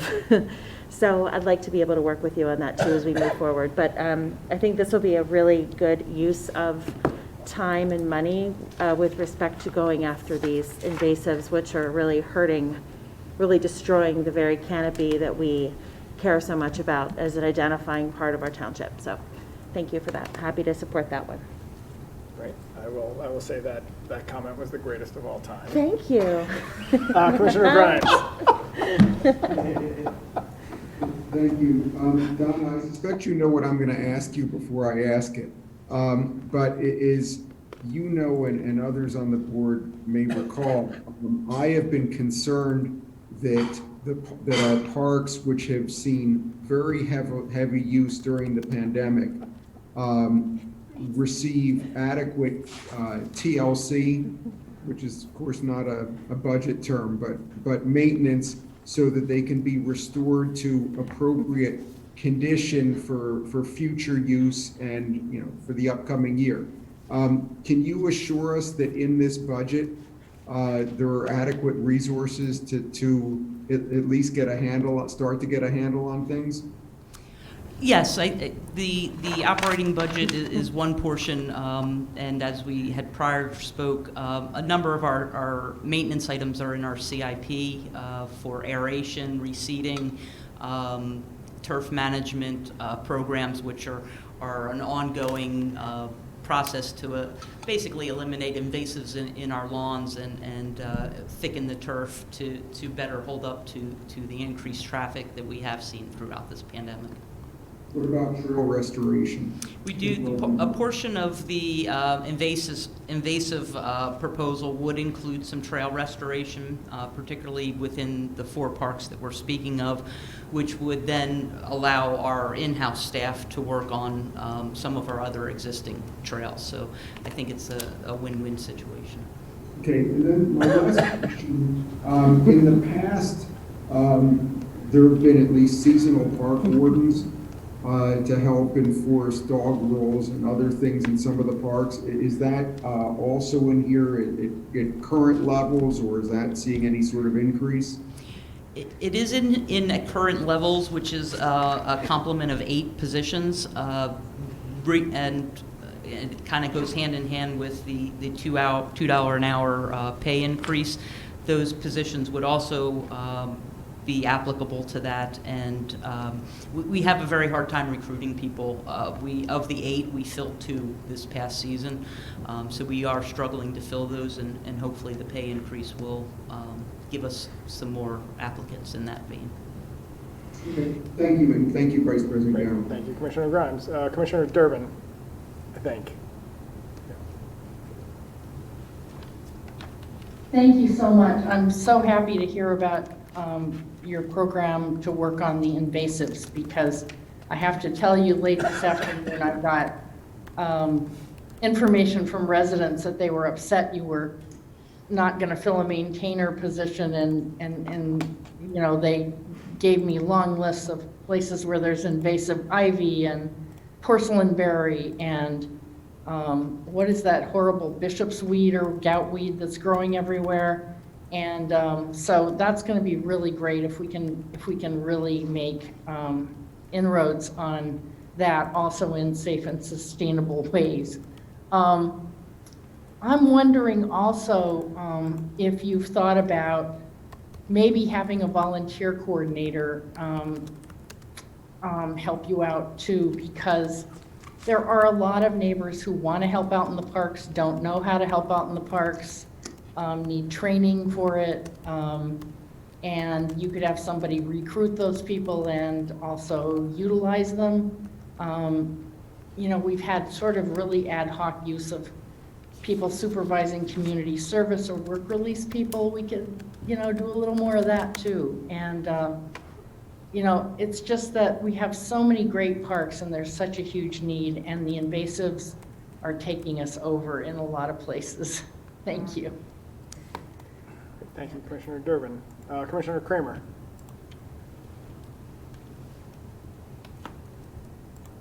I have a number of questions for you, Donna. First of all, exactly what does a park maintainer one do? So we have 3 levels of maintainers. One is the entry level. We have different crews. We have a lawn crew, which basically, cuts the over 700 acres of parkland and various maintenance of vegetation. Then we have park maintainer 2s, which are above the ones. They operate more of the heavier equipment. They are required to have a commercial driver's license. Then we have 3s, which used to be crew leaders. Crew leaders are just a step below my supervisor. We used to have 3 crew leaders. We actually downgraded them to 3s, which are our leader, our what do they call it? Parks work leaders? Yes, thank you. Parks work leaders, and they manage those crews. So basically the hierarchy is that on site, because we are in multiple places at one time, usually a crew of 2 or 3. Usually if it's 2, it's a park maintainer 1 and a park maintainer 2. The 2 oversees the 1 if there's any questions or concerns about what needs to be done. If a 3 is on site, then they're the next person, and then it keeps going up. We have 1 crew leader and then a park supervisor. So maintainer 1 is basically the laborer, the main laborer, primarily in our turf management system, typically in season riding lawnmowers. During the spring and fall, that's when we start managing invasives and things of that nature. I know that we have some expansion plans for the parks. I know there's a trail extension planned from the Kinwood Station down to the Ballast Station, and as well as the Connolly Spur that is in the works and is being planned for the trail. I know we're looking at the potential acquisition of land for a baseball park and also the potential for a skateboard park. Would additional park maintenance work be required due to these potential expansion plans? Yes, it would change our rotation and various needs. Right now, since we were able to contract out the grounds for traffic islands and buildings, we were able to get our rotation down from almost a 8 to 9 day rotation to get through all the park system on a mowing schedule. We've gotten that down to a 5. With these new things, it might go up to about 6 days. It shouldn't be a heavy lift, but yeah, it would be an additional outlay. If we're going to have additional parks or additional plans like the trail extension, that's going to require potentially another park maintainer 1 to help do some of the labor there. Not necessarily, because none of our people work alone. So 1 maintainer 1 does not make the difference. He's not going to go out by himself. It would require an entire, a truck, a trailer, all the equipment that would go with him to operate. So we are finding that the cost of contracting out the turf and grounds maintenance in certain areas is very cost effective. Versus hiring a full-time staff person. And then there's also some specialty requirements that may be over and above what a maintainer can do. Many of our maintainers aren't versed in recognizing invasive species or treating invasive species. We also have a few of our staff that have pesticide licenses through the Department of Agriculture that are certified to make applications in various veins, and it requires a certain level of education to pass those courses, and not, I think if we're bumping up the requirements, I don't know if we're going to get the pool of applicants that we need to fully service those areas. Have you looked into the budget? I mean, I understand that but you're talking about contracting out some of the work to do some of the maintenance that hasn't been done at our existing parks, like at Rolling Hill. But have you built into the budget some anywhere, either staff or extra contracting money to maintain these potential expansion plans? Not until we have them in hand. I think that's something that we may be discussing in 22 for the 23 budget. But since we haven't put a shovel in the ground for the items, I don't think it's applicable for this budget at this point in time. Have you, you've talked about having a $2 increase across the board. Do you have a minimum of $15 an hour for each of the employees that you're talking about? No, our starting rate would go, we were at $7.50 an hour, $7.50 an hour was our starting rate, which was primarily maintenance at the pools. That gets bumped up to $9.50 an hour starting rate. Our average is probably around $11 an hour as a starting rate.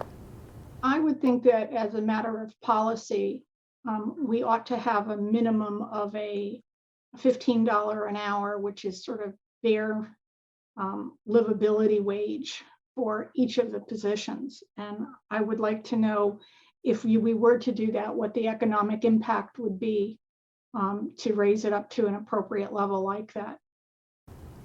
And that's perhaps some information that you can provide to us afterwards. Just as a point of reference, most of our people aren't the breadwinners. Most of our people are teenagers. We very randomly have an adult minibus driver, ballot gym attendant, our summer clerks, some of our summer supervisors, our school teachers that come to us for the summer. But the part-time seasonal work are primarily teenagers. And breadwinners or not, that we ought to have a policy for a minimum of $15 an hour for our employees. And I would like to know what the economic impact would be compared to the proposed $2 increase. So I would hope that you would be able to provide us with that information. If I could interject really quickly, this would go, if the board wanted to pursue that policy, this would go across multiple different departments. Libraries has lots of pages. We have, even in finance, we have a summer intern. I don't pay him $15 an hour. So if this, I would just ask that if this is something that the board wants to see and they want to see it across the entire township, that we just get that direction, because it's not just if I'm understanding you correctly, Commissioner Kramer, you want basically a minimum wage regardless of part-time seasonal. Is that correct? I'd like to know what the economic impact of doing that would be, and perhaps it's not just in Parks and Recreation. Yeah, perhaps it would it's be across other departments as well. Public has part-time staff, so we can provide a list of kind of maybe part-time staff in various departments and numbers of that nature, perhaps to the board, and then then the board can provide us direction of whether or not you want us to fulfill this request. The reason I'm saying that is just because it's not a very simple exercise to do in the scope of developing everything else for the budget. So if we can do something in an interim step to provide you all of the positions in all the departments, and then have the board provide us with direction of whether or not you want us to go on to the next step of calculating the financial impact. Because the other thing you're going to want to think about with that is, Donna's talking about if she does this $2 an hour increase, she's increasing fees. So think about that from a perspective of your pool fees.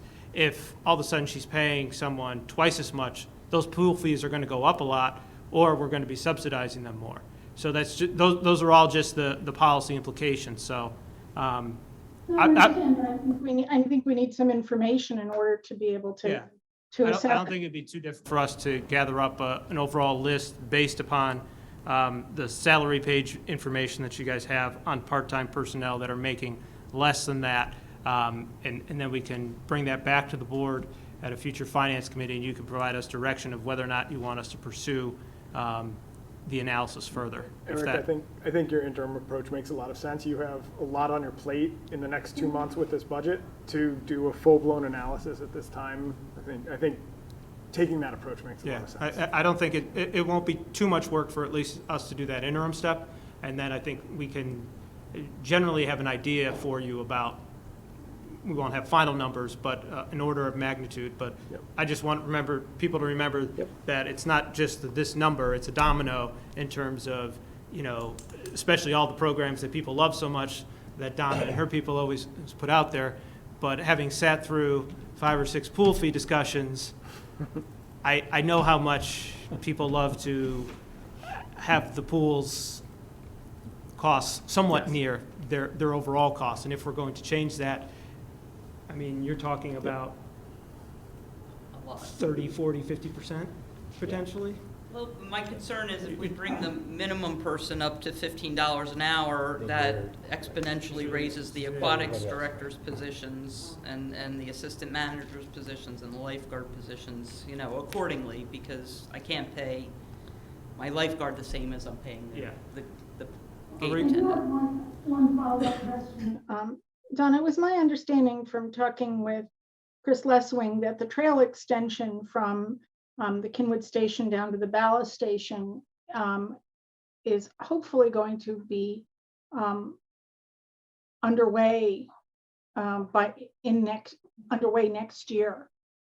And if so, and that my question is, have you talked with Chris and worked out a timetable and a budget for how much additional help is going to be needed during next year, if in fact the projected timetable is to begin that construction and to do that construction next year?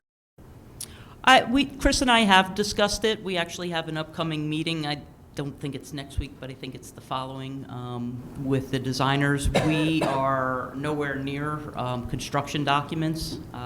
When he says next year, I'm not sure exactly when he's referencing, but I would push it definitely more towards mid-year, which means it would not be complete in '22. It would probably be completed in '23 for actual use. I think in the interim, staff-wise, we can most definitely maintain anything that we were to get in '22 with an eye towards '23. Thank you, Commissioner Kramer. Thank you, Donna. Oh, okay. Any other, Commissioner Churchill? Thank you. There's money for to address invasive plants. Can we get credit on our stormwater management mandates by eliminating these invasive plants? Have you talked to Ernie's taking mask off. Yeah, I can answer that one, Commissioner, and the answer is no. We would not get any credit for removing invasive plants. You have to remove tons of pollutants in the water, so you got to remove the sediment. Invasive plants don't count. Okay. Thank you. Great. Thank you, Commissioner Churchill. I did have one more question, Donna. And Commissioner Kramer brought this up, the potential acquisition of land on Lafayette near Ritchie Ashburn Park, is that in the budget, or would that be CIP? It's in the CIP as far as the project itself, and there's $30,000 in the CIP for '22 to do the feasibility study of it. Actually, what would it require to get a true cost of the installation of that ball field. Great. So there still wouldn't be any maintenance of that facility. Right. Yeah. Okay. Thank you. Any other questions? Yes, Commissioner Zelov. Thank you, Vice President Gammon. Donna, what a tremendous presentation that you've made tonight. And you know how to manage the Parks Department. You've proven that. You have proposed changes in compensation that make sense, and we should not be managing the Parks Department. You have proposed a pay that would impact the budget for part-time employees, and that's appropriate. I don't think we should go any further. Thank you. Okay. Thank you, Commissioner Zeloff. Any other comments or questions? Seeing none, thank you very much, Donna. And last, and I guess arguably not least, Mr. McElhaney.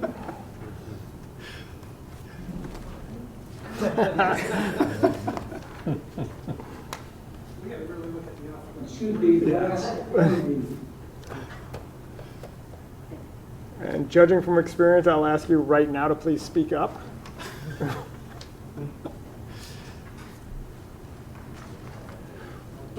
Don't feel like you have to speak a lot.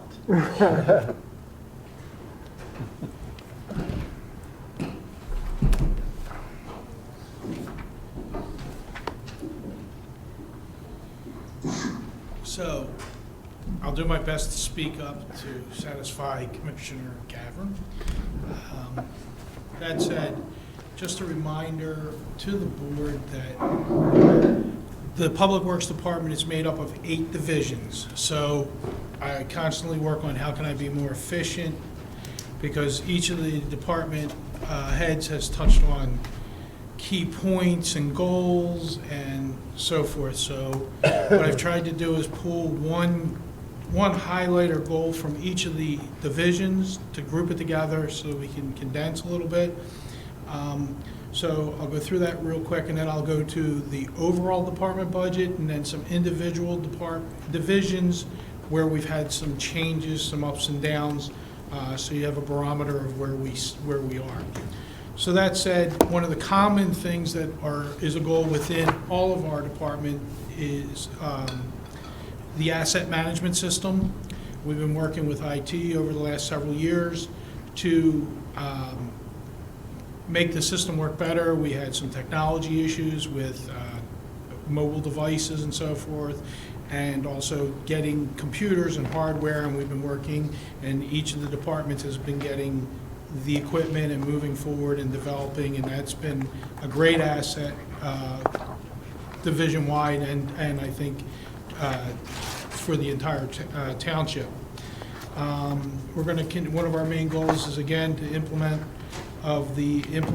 of the pollution reduction plan as required by MS4. It's a continuing goal of ours. Continued implementation of the Green Light Go program and the funding, because that is now back available to us from the state. So we'll be pursuing those funds and using those funds to our best of our ability. Again, we're going to, throughout all the divisions, continue to investigate and implement new technologies that help save energy, whether that be in building technologies or efficiencies in our equipment and so forth.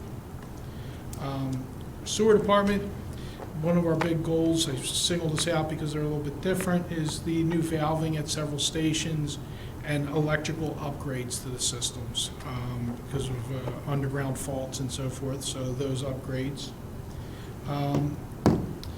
Work with the police department to help implement the traffic calming since we've had some approvals of several in the last year.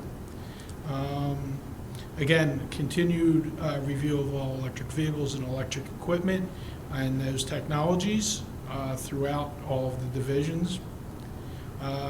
Continue to maintain the health and safety of our trees in the township urban forest, and to continue to evaluate and promote outside programs such as Mother Compost that help supplement what services we don't provide on a normal or a regular basis here within the township. Again, that was condensed because we have the 8 divisions with multiple goals. So just trying to give you some other highlights from all of the goals. That said, our budget. So our proposed budget for 2022 is $31,595,924.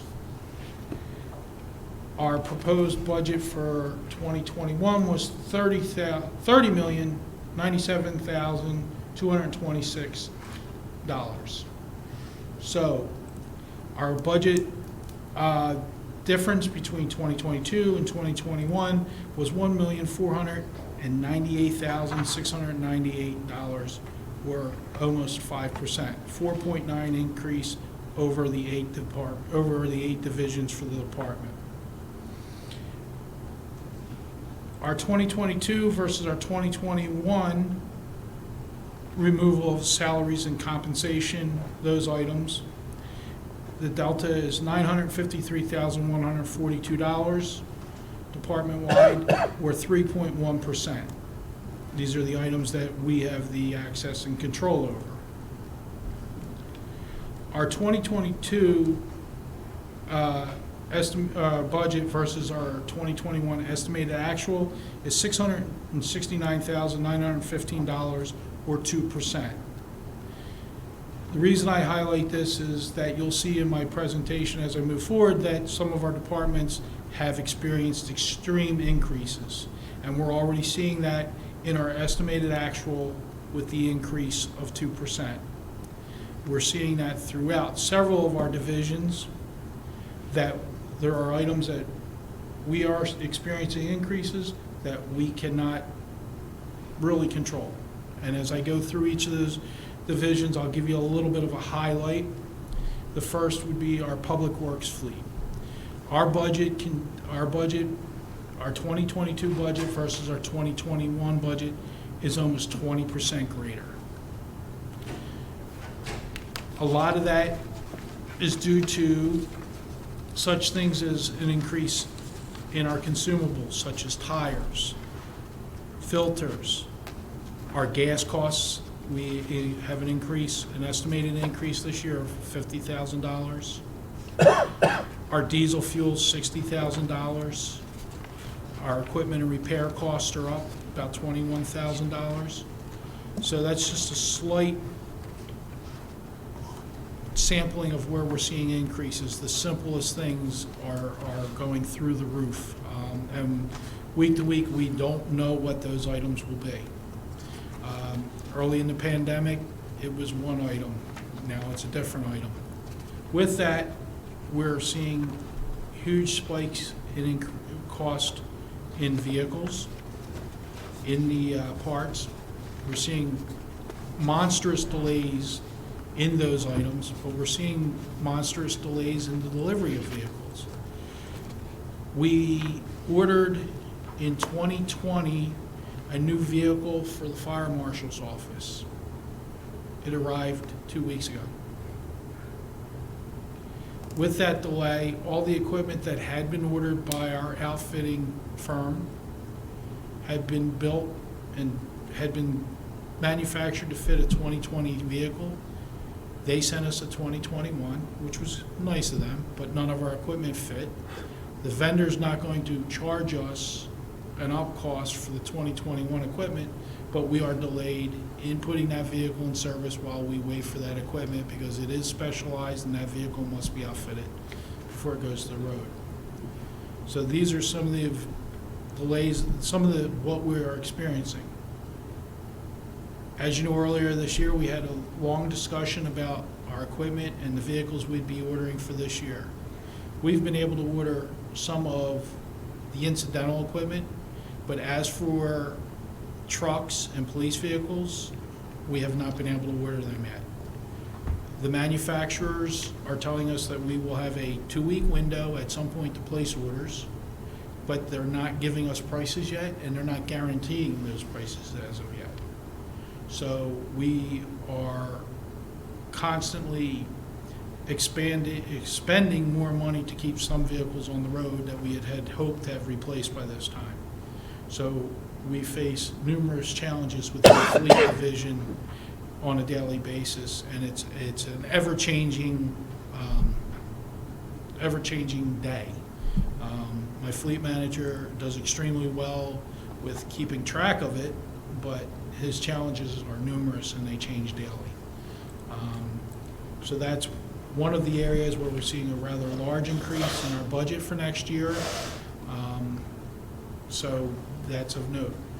Our refuse department, actually, our budget is down for next year. One of the reasons is that we are actually getting paid more for our paper. Our tonnage has gone up with the pandemic, with everybody's using that little smiling box, which I call a frown because we have to pick it up. That said, that we are getting paid more for that, and for the first time last month, we actually got paid for our recyclables for our commingled for the first time in I don't know how many years. I've never. Eric's never seen it, but we actually got paid because the commodities market has reversed. So our budget for refuse for next year is actually down part of 1%. Things of note, we will be bringing forward later this month the recommendation for the contract for the hauling for the upcoming years, whether it be landfill or trash to steam. That'll be a question which approach the board will take, but we will be bringing forward a recommendation in the Finance Committee later this month. You will also be seeing later this year the hauling contract for the commingled. We'll need a decision on that, and also for the paper recycling. So those contracts are all due this year and will be coming forward within the next couple of weeks to a couple of months. Another area where we've seen an increase in the budget is the Public Works Shade Tree Division. That's up 19% between the 2021 and 2022. One of the biggest reasons for that is in discussion with my arborist and his commentary from the Shade Tree Committee and several commissioners was the desire for additional trees to be planted within the township right-of-way program. 2021, we had allocated $40,000, which roughly allowed us to plant 100 trees. The 2022 budget shows $80,000, which would hopefully yield about 200 trees for planting. We would need direction from the board as to if that is their desire to double the number of trees. I will just indicate that as the arborist suggested it, he also cautioned that he does have trouble finding enough residential properties that want trees planted in the right-of-way. That it's not as simple as one may think, but we will need direction as to will we double the trees as we have shown in the budget for this year. One highlight or item to bring forward is, as I noted earlier, we're constantly looking and evaluating new technology as it comes available. This year, we will be purchasing and trying a new battery-powered chainsaw. What came to light, it is about 50% more than the traditional, but what we were experiencing this year was something new where the gas-powered saws during the extreme heat waves, when staff was opening the gas caps, they were blowing fuel out. So as a safety precaution, we are going to try one of the new chainsaws. We're going to evaluate its abilities. We've already been told we cannot use it during weather events, that it does not have that, it won't stand up to being out in a rainstorm. But what will those costs be? Battery life, charging, do we have to outfit the trucks? But this is our toe in that pool there.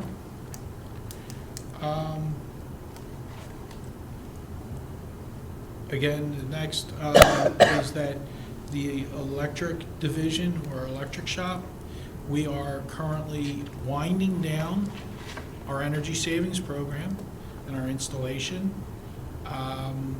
with what was within the contract. We have some street light pole to finish, so some painting to do. There's still a few odds and ends here and there, but we're about 99% done. It has gone well.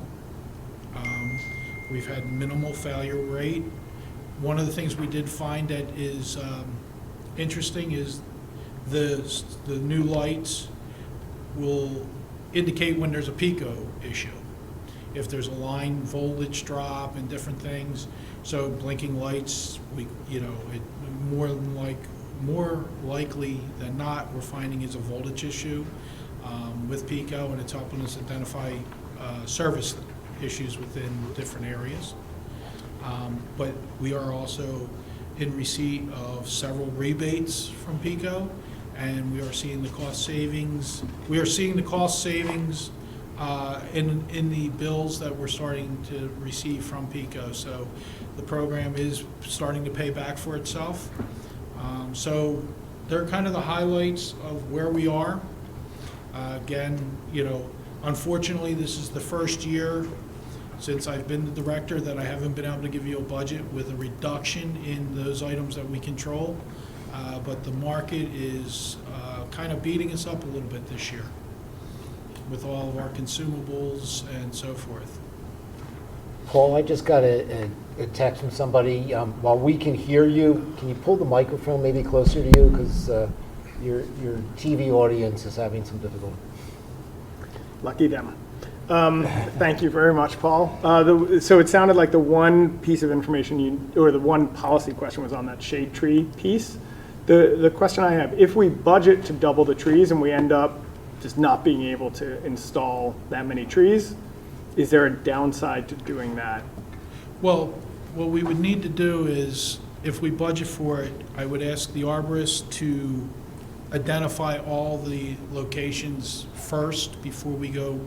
First, we would break it into 2 contracts, identify where the first 100 trees would go, assure that we had permission from the property owners and so forth. While he was doing that, look into the second group of trees and make sure that we had locations before we placed it out to bid.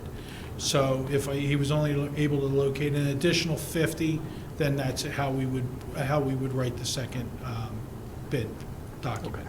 And what's the additional cost of that second bid? The second bid, well, what we had done, you would have 40,000 and 40,000. Okay, so it'll be an additional 40,000, but we may not be able to spend that additional 40,000. Correct. And as I indicated, we remove trees, and many times people don't want them back. Right. Okay, great, thank you. Commissioner McComb. Thank you, Commissioner Gavin, and thank you, Paul, for a great presentation. As to the question about the shade trees, it's always been a difficult task to find locations, and it's my view, it's always been my view that it really isn't the job of the township arborist to spend all of his time talking to residents about how about a tree here, or you want to look at a cat. That's a hugely time-consuming thing, and he does not have the time. He has lots of things, including with the storms and removal of trees and dealing with lots of other things. So my suggestion would be that either the Shade Tree Commission takes that on, or the EAC, or our sustainability manager takes some responsibility, but that's a lot of hands-on interaction with residents that my experience was it takes much longer to figure out where to put the tree than it takes to get the tree and plant the tree. It does indeed. So my suggestion would be that's not really the responsibility of the township arborist. It should be a volunteer group, the Shade Tree Commission, the EAC, or the sustainability manager, but not Mr. Marcos. So.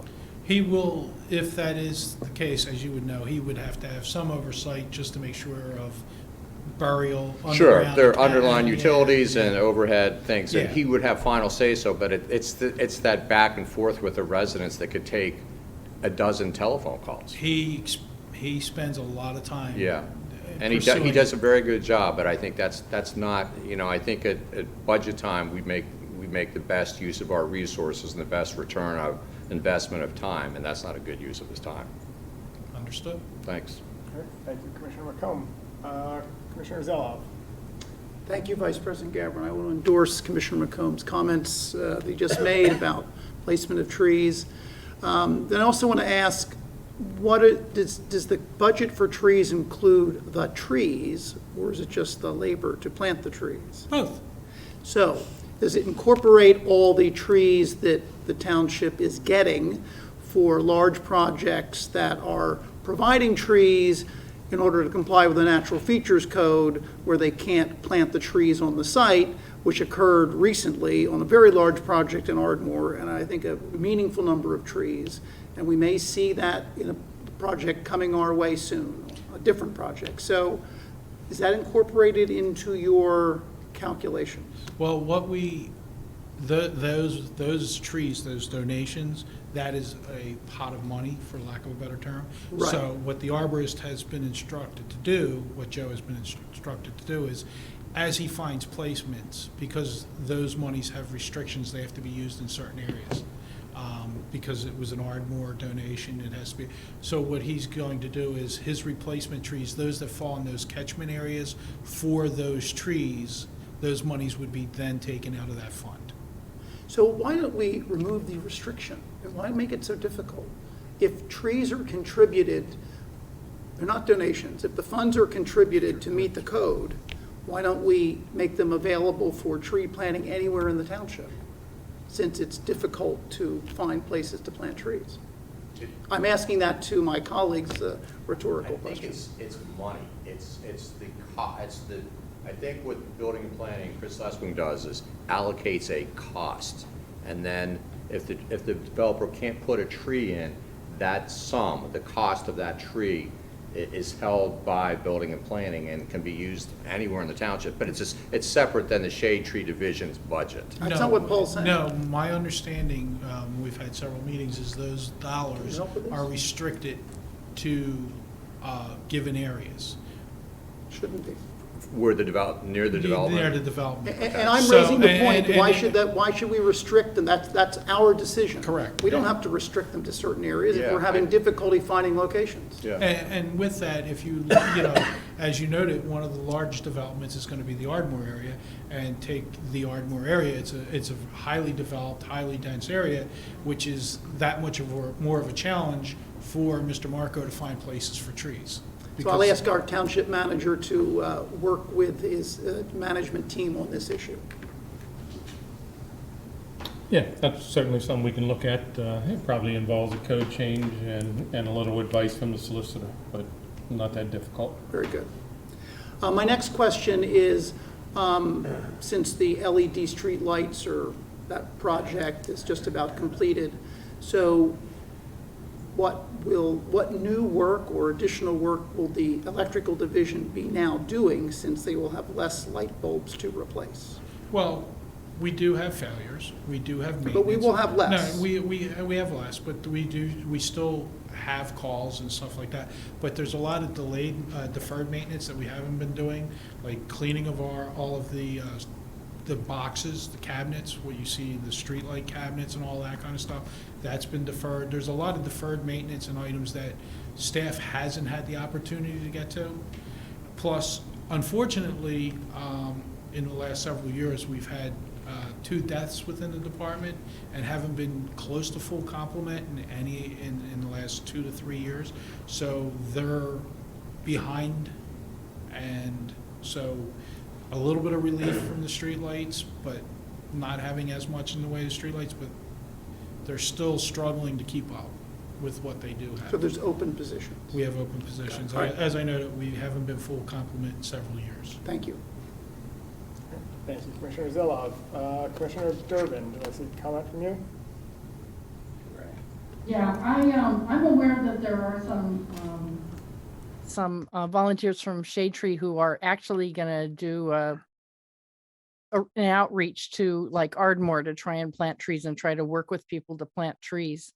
But I'm wondering if, we can do some, education of the residents, how trees really help with sustainability and, cooling areas down when they get big enough and so forth, because maybe people aren't seeing the value of trees. I'm also wondering if all this GIS stuff we're doing, whether we can locate where trees are in the township and where they aren't, and kind of use that to narrow it down a little bit. Commissioner, we do newsletter articles and publications that promote the value of trees. In fact, That's one of the things we actually get MS4 credit for. It's one of the things we're required to do in the MS4 plan is to educate the public about ways to improve stormwater, and so it's something we do. It's something we'll do some more of, something we're required to do on a regular basis. And if I could expand. And if you want to provide it to us, we'll spread it too. And most of our right-of-way trees are GIS marked. Great. For our inventory purposes. Anything else, Commissioner Durbin? Nope. Okay, Commissioner Churchill. Thank you. I wanted to know in the budget, we had a discussion about repurposing older vehicles or possibly getting electric vehicles. Now's the time for that discussion. Does your budget have the repurposing of these old vehicles? We're still using our rental rates. As you know, we have now hired a sustainability manager who we've met with at our preliminary discussions, and we'll be doing a review of repurposed versus new. So that has not occurred yet because haven't had time. So, but that will occur, and hopefully as we move through the budget discussions later this year, we'll have more information to bring forward. We will get some kind of decision or report before the end of the year so that it can reflect our budget. I would hope so. So no EV for you tonight. Thank you. Thank you, Commissioner Churchill. Commissioner Courtney. Thank you, Vice President Kevin. I concur with Commissioner Zeloff on the trees. I think we should, if we have tree money and we can't find a place where it's dedicated to, we should extend it to the entire township. And along those lines, I think I heard you say that we look for places in the right-of-way to plant our trees. If a property owner would allow us to, can we plant it anywhere? Does it have to be in the right-of-way? I would look to the manager, but I might be wrong in this, but I would think that since it's public funds and private property, I don't know if we could go beyond the right-of-way, and I don't know if we'd have to consult with the solicitor or if the manager may be able to answer that. See, a tree or a sidewalk, take your pick. We do look at parks as well to use that money because that's also public property. But yeah, that'd be a stretch that would have to get the solicitor's blessing to say we can take money from this development and use it for another private property owner. Okay, that's not the objection I was expecting. But assuming the solicitor would say that is acceptable, could we, and the property owner is on board, could we then plant the tree on the property anywhere the property owner designates? My concern would be us actually, or our contractor planning, going on someone's private property and doing work and damages. When we have, we in Public Works, we have easements and we have to at times go on the property, and it can be, for lack of a better term, a real nightmare for my department and my staff to restore, because individuals feel that they had the Taj Mahal and they may not have. Okay. So I would caution having staff or a contractor going on a lot of private property, if any, because it does get very interesting for us. That was the objection I was expecting. Could we give away the tree without giving away the labor? I think that would be...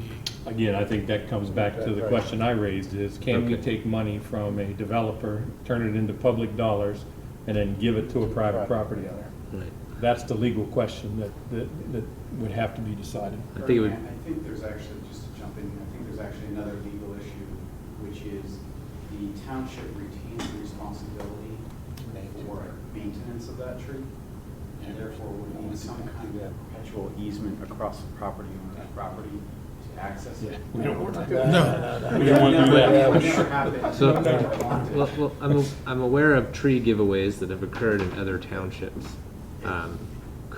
I guess what I'm getting at is how could we take this pool of money that we don't seem to be able to use to plant the trees to give trees to residents who are willing to plant them?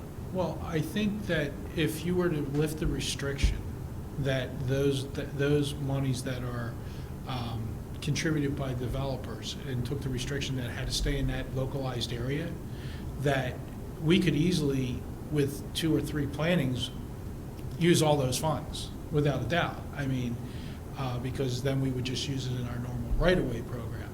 The issue that we have now is a lot of those monies are designated for Ardmore, and we don't have, that many trees to be able to put in Ardmore.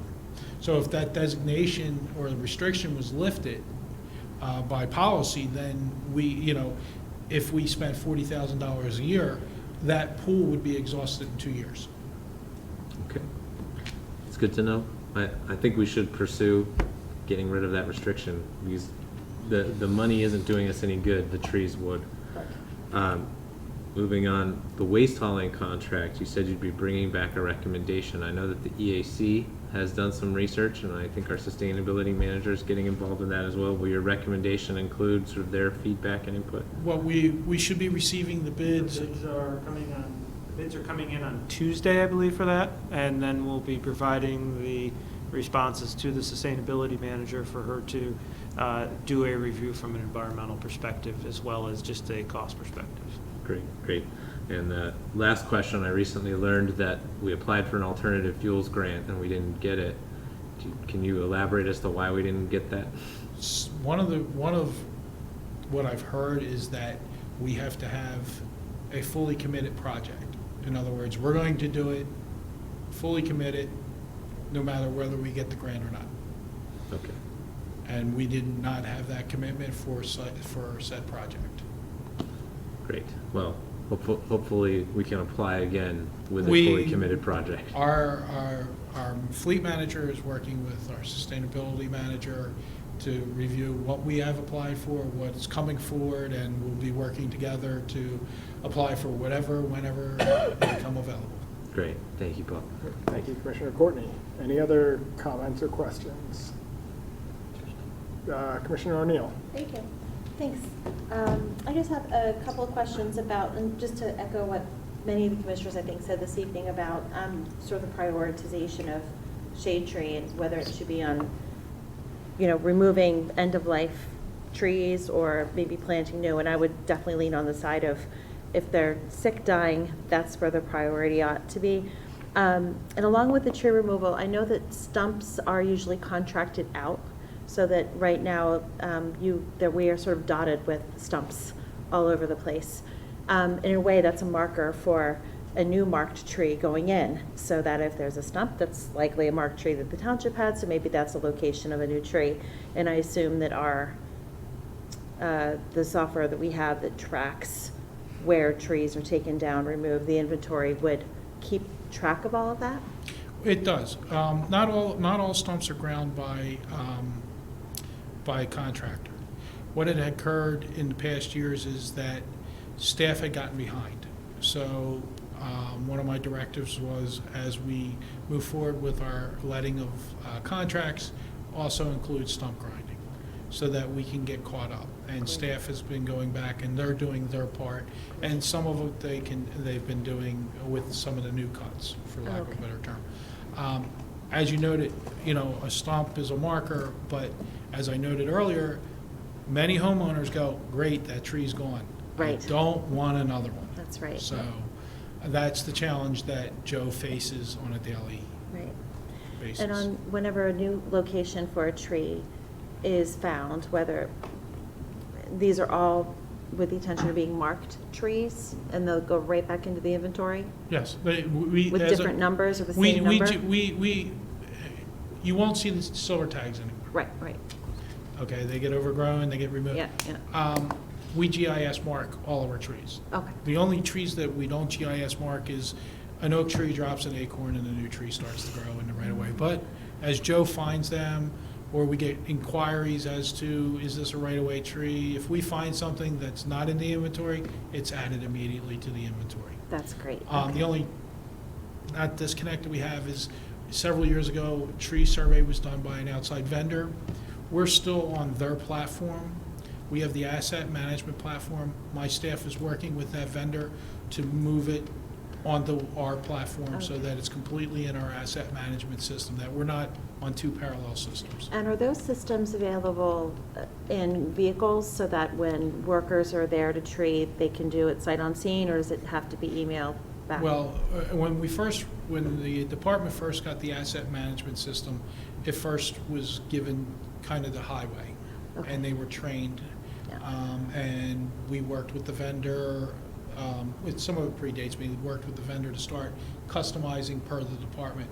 What we had found was there was hardware needed, some computer upgrades, but also communication. So like our sewer trucks now have a hotspot in them that allows it to be instantaneous, so that you don't have staff going back at the end of the day trying to download all this material.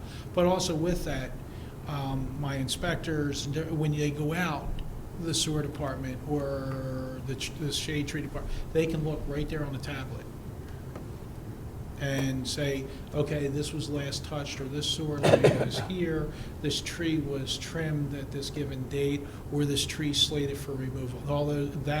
So the departments are getting more and more ability. We're not at 100% yet, but it's, again, we're working on that. And we're to the point where we're going to be able to actually do it with these. That's great. Okay. For the lesser things. Yeah. Thanks. Okay, and then on the contracted services, the increase is good. I assume that, and I apologize if you said it, and I stepped out for a moment.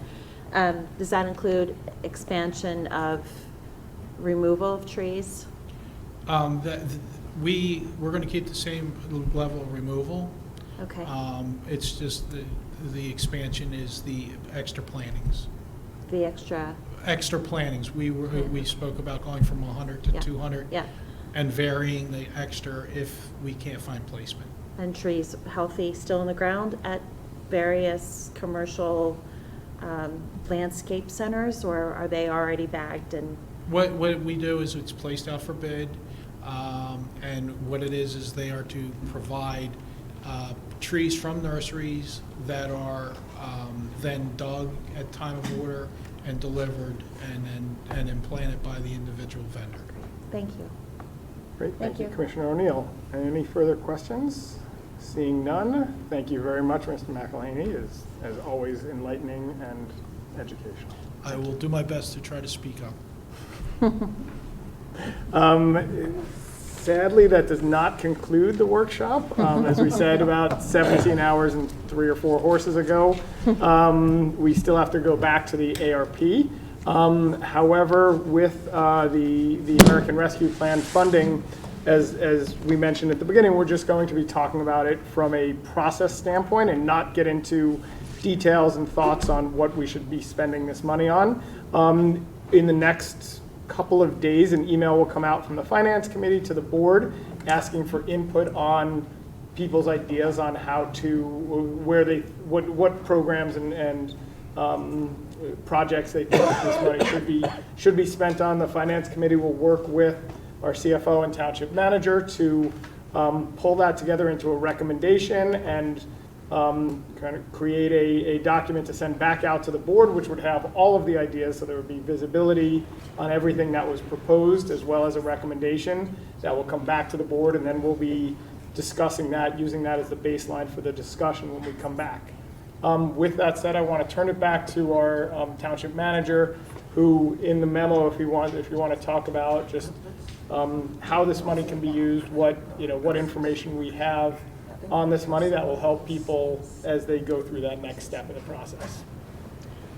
So, and Eric may want to add some things, but we did get a chart in the memo so that you would kind of see the way the ARP funds are going to flow.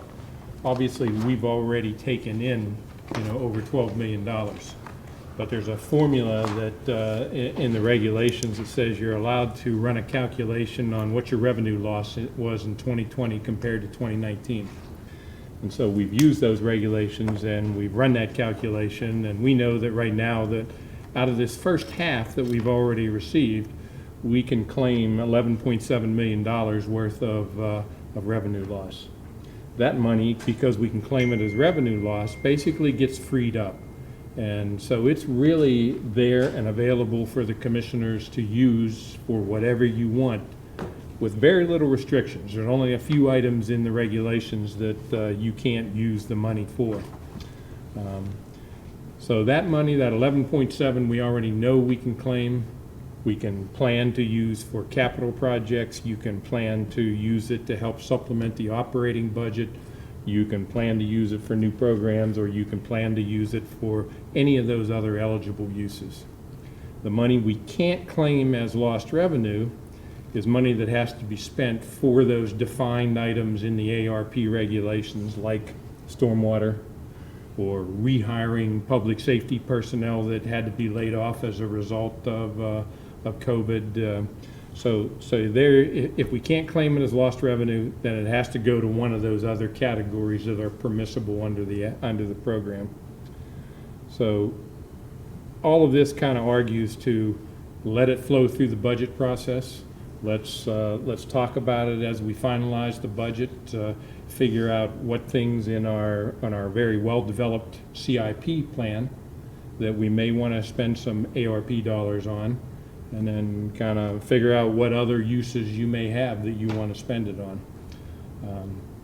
Eric, you want to add? Yeah, just a couple of things. The chart that Ernie mentioned that's on page 7 of your memo in the front section there, again, we don't have any years on this because, again, basically everything has to be spent by end of 2024 or obligated / encumbered and totally spent by the end of 2026. The examples that we've shown are only examples. Obviously, the board can have their own policy preferences, and we'll fulfill those policy preferences of the board.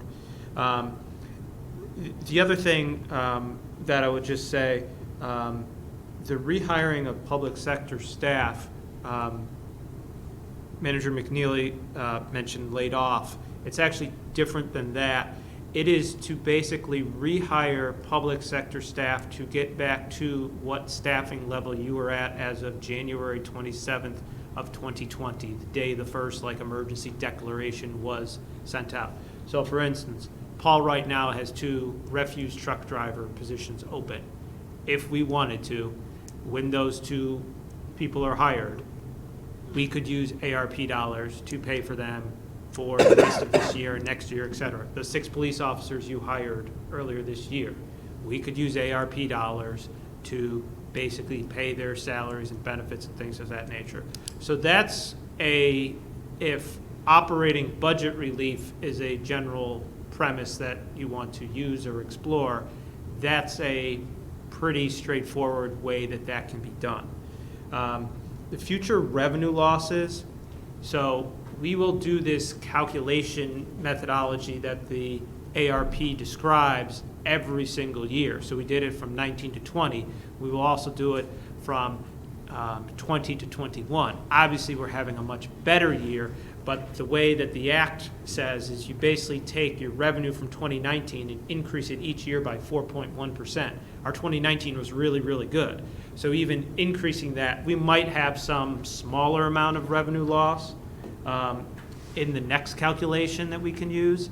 We might have a greater amount of revenue loss that we can use in when we do this in 2023 for 2022 versus 2021. So it really is kind of a multi-step, multi-year process. Again, this is totally up to the board. You can see there's a whole menu of options of which you can pursue. The rationale that we have as staff related to trying to take advantage of the lost revenue provision is because, at least based on our reading of the regulations as they are, outside of the things that are explicitly banned, putting money into a pension fund, paying for debt service, paying a settlement or judgment, adding to a rainy day fund, you can use those lost revenue dollars for anything that qualifies as a governmental service. So that can be paying for staff wages. That can be paying the refuse contractor for taking trash away. basically any governmental expense outside of those things can be used. So when we talk about CIP expenses, you know, and some of the large projects that we have spending, that's kind of a natural kind of mesh point, something that would generally fit. You know, in the appendix, you have the entire list of those expenditure categories. You know, obviously there can be a wide swath of ideas about what is the best and highest use of these funds over this multi-year period. You know, outside of our general staff recommendation to try to take advantage of the lost revenue provision, the rest of it is really up to the board to decide. If there are any questions based upon what's in the memo, myself and the manager would be happy to try to answer those. Great. Thank you, Eric. Ernie, you had a question about whether we should set up a separate fund. Is that something we need to decide tonight? It is our recommendation to have you allow us to set up a separate ARP fund. It's nothing you can act on tonight because this is just a workshop. Right. We would like to, if you're inclined to allow us to do that, we would like to bring that back to a future board. It would be at a meeting. September or probably in October or even November Finance Committee. So we would set up the fund for this year and then it would be incorporated into the proposed budget. Okay.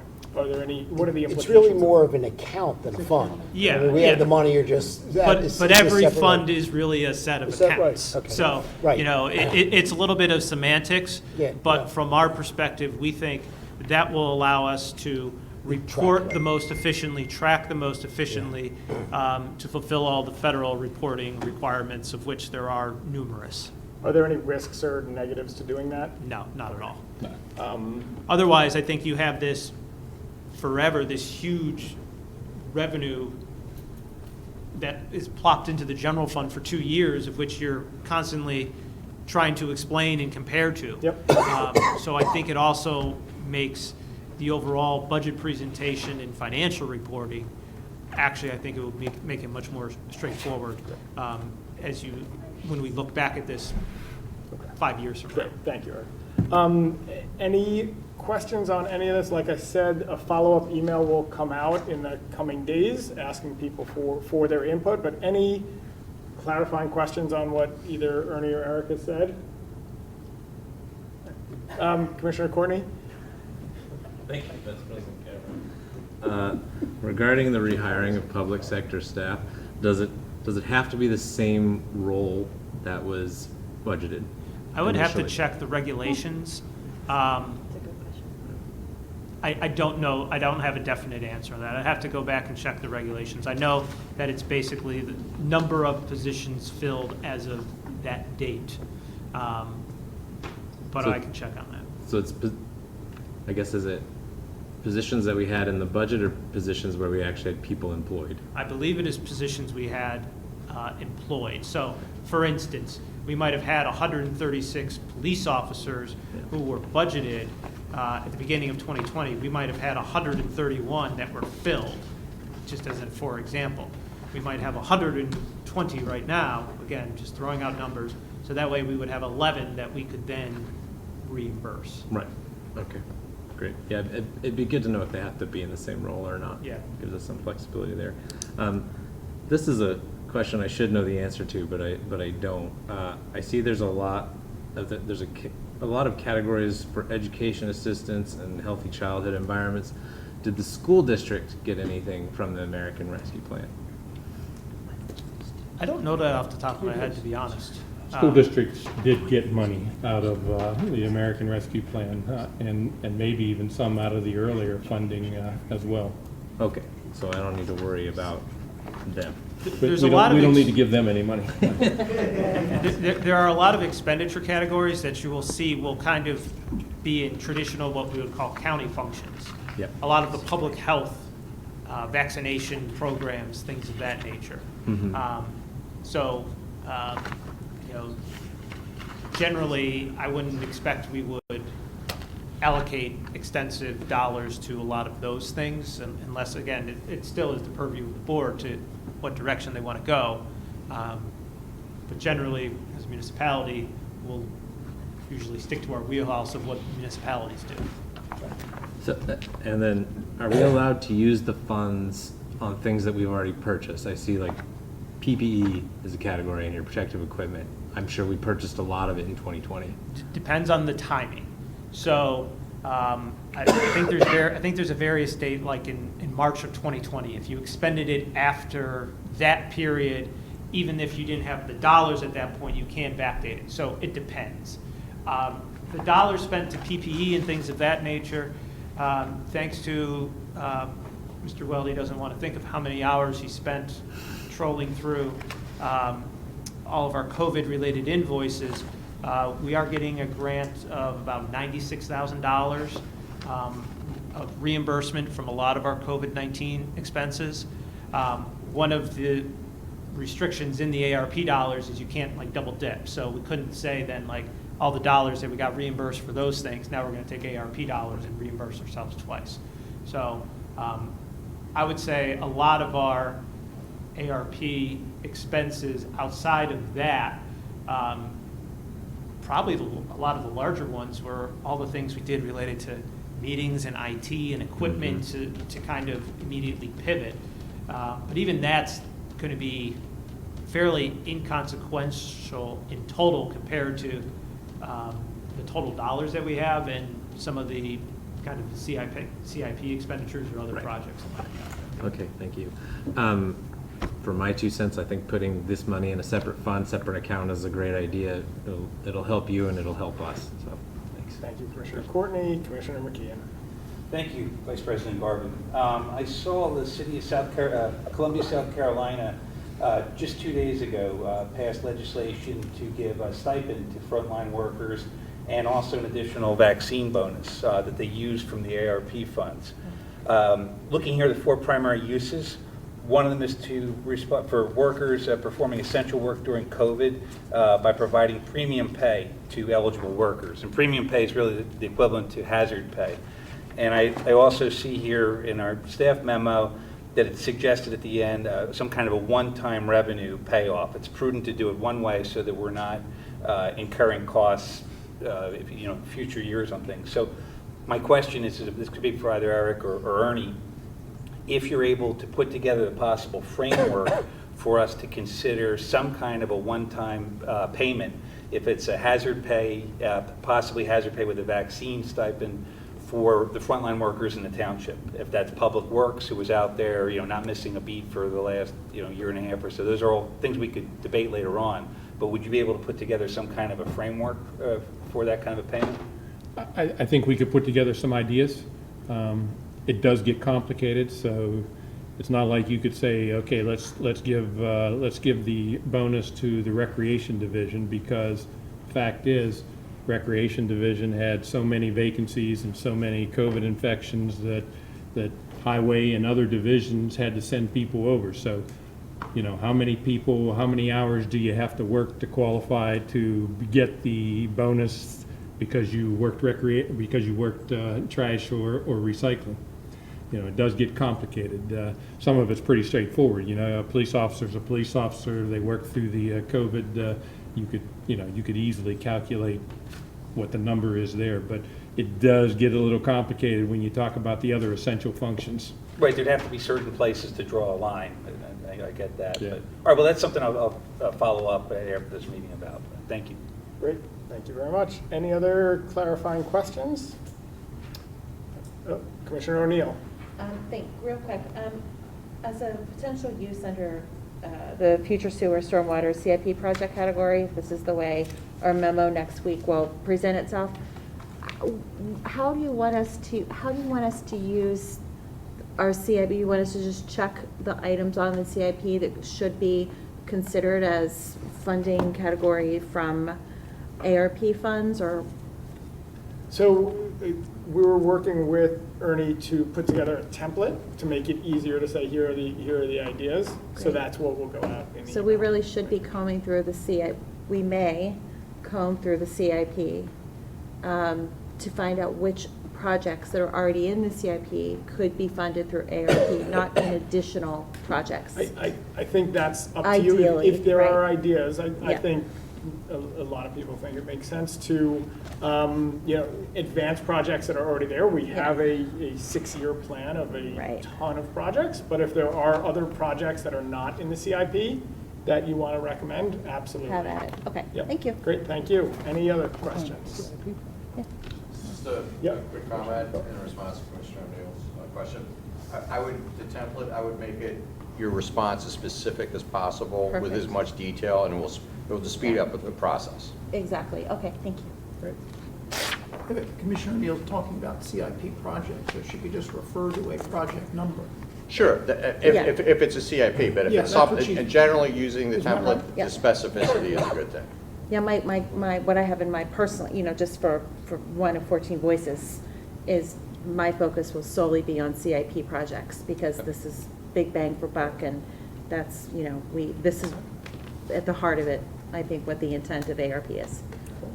If there are no other questions, we will wrap up, and we have, I have spectacularly failed to keep us on the agenda. However, it was an incredibly informative night. Hopefully you got a lot of the direction that you need.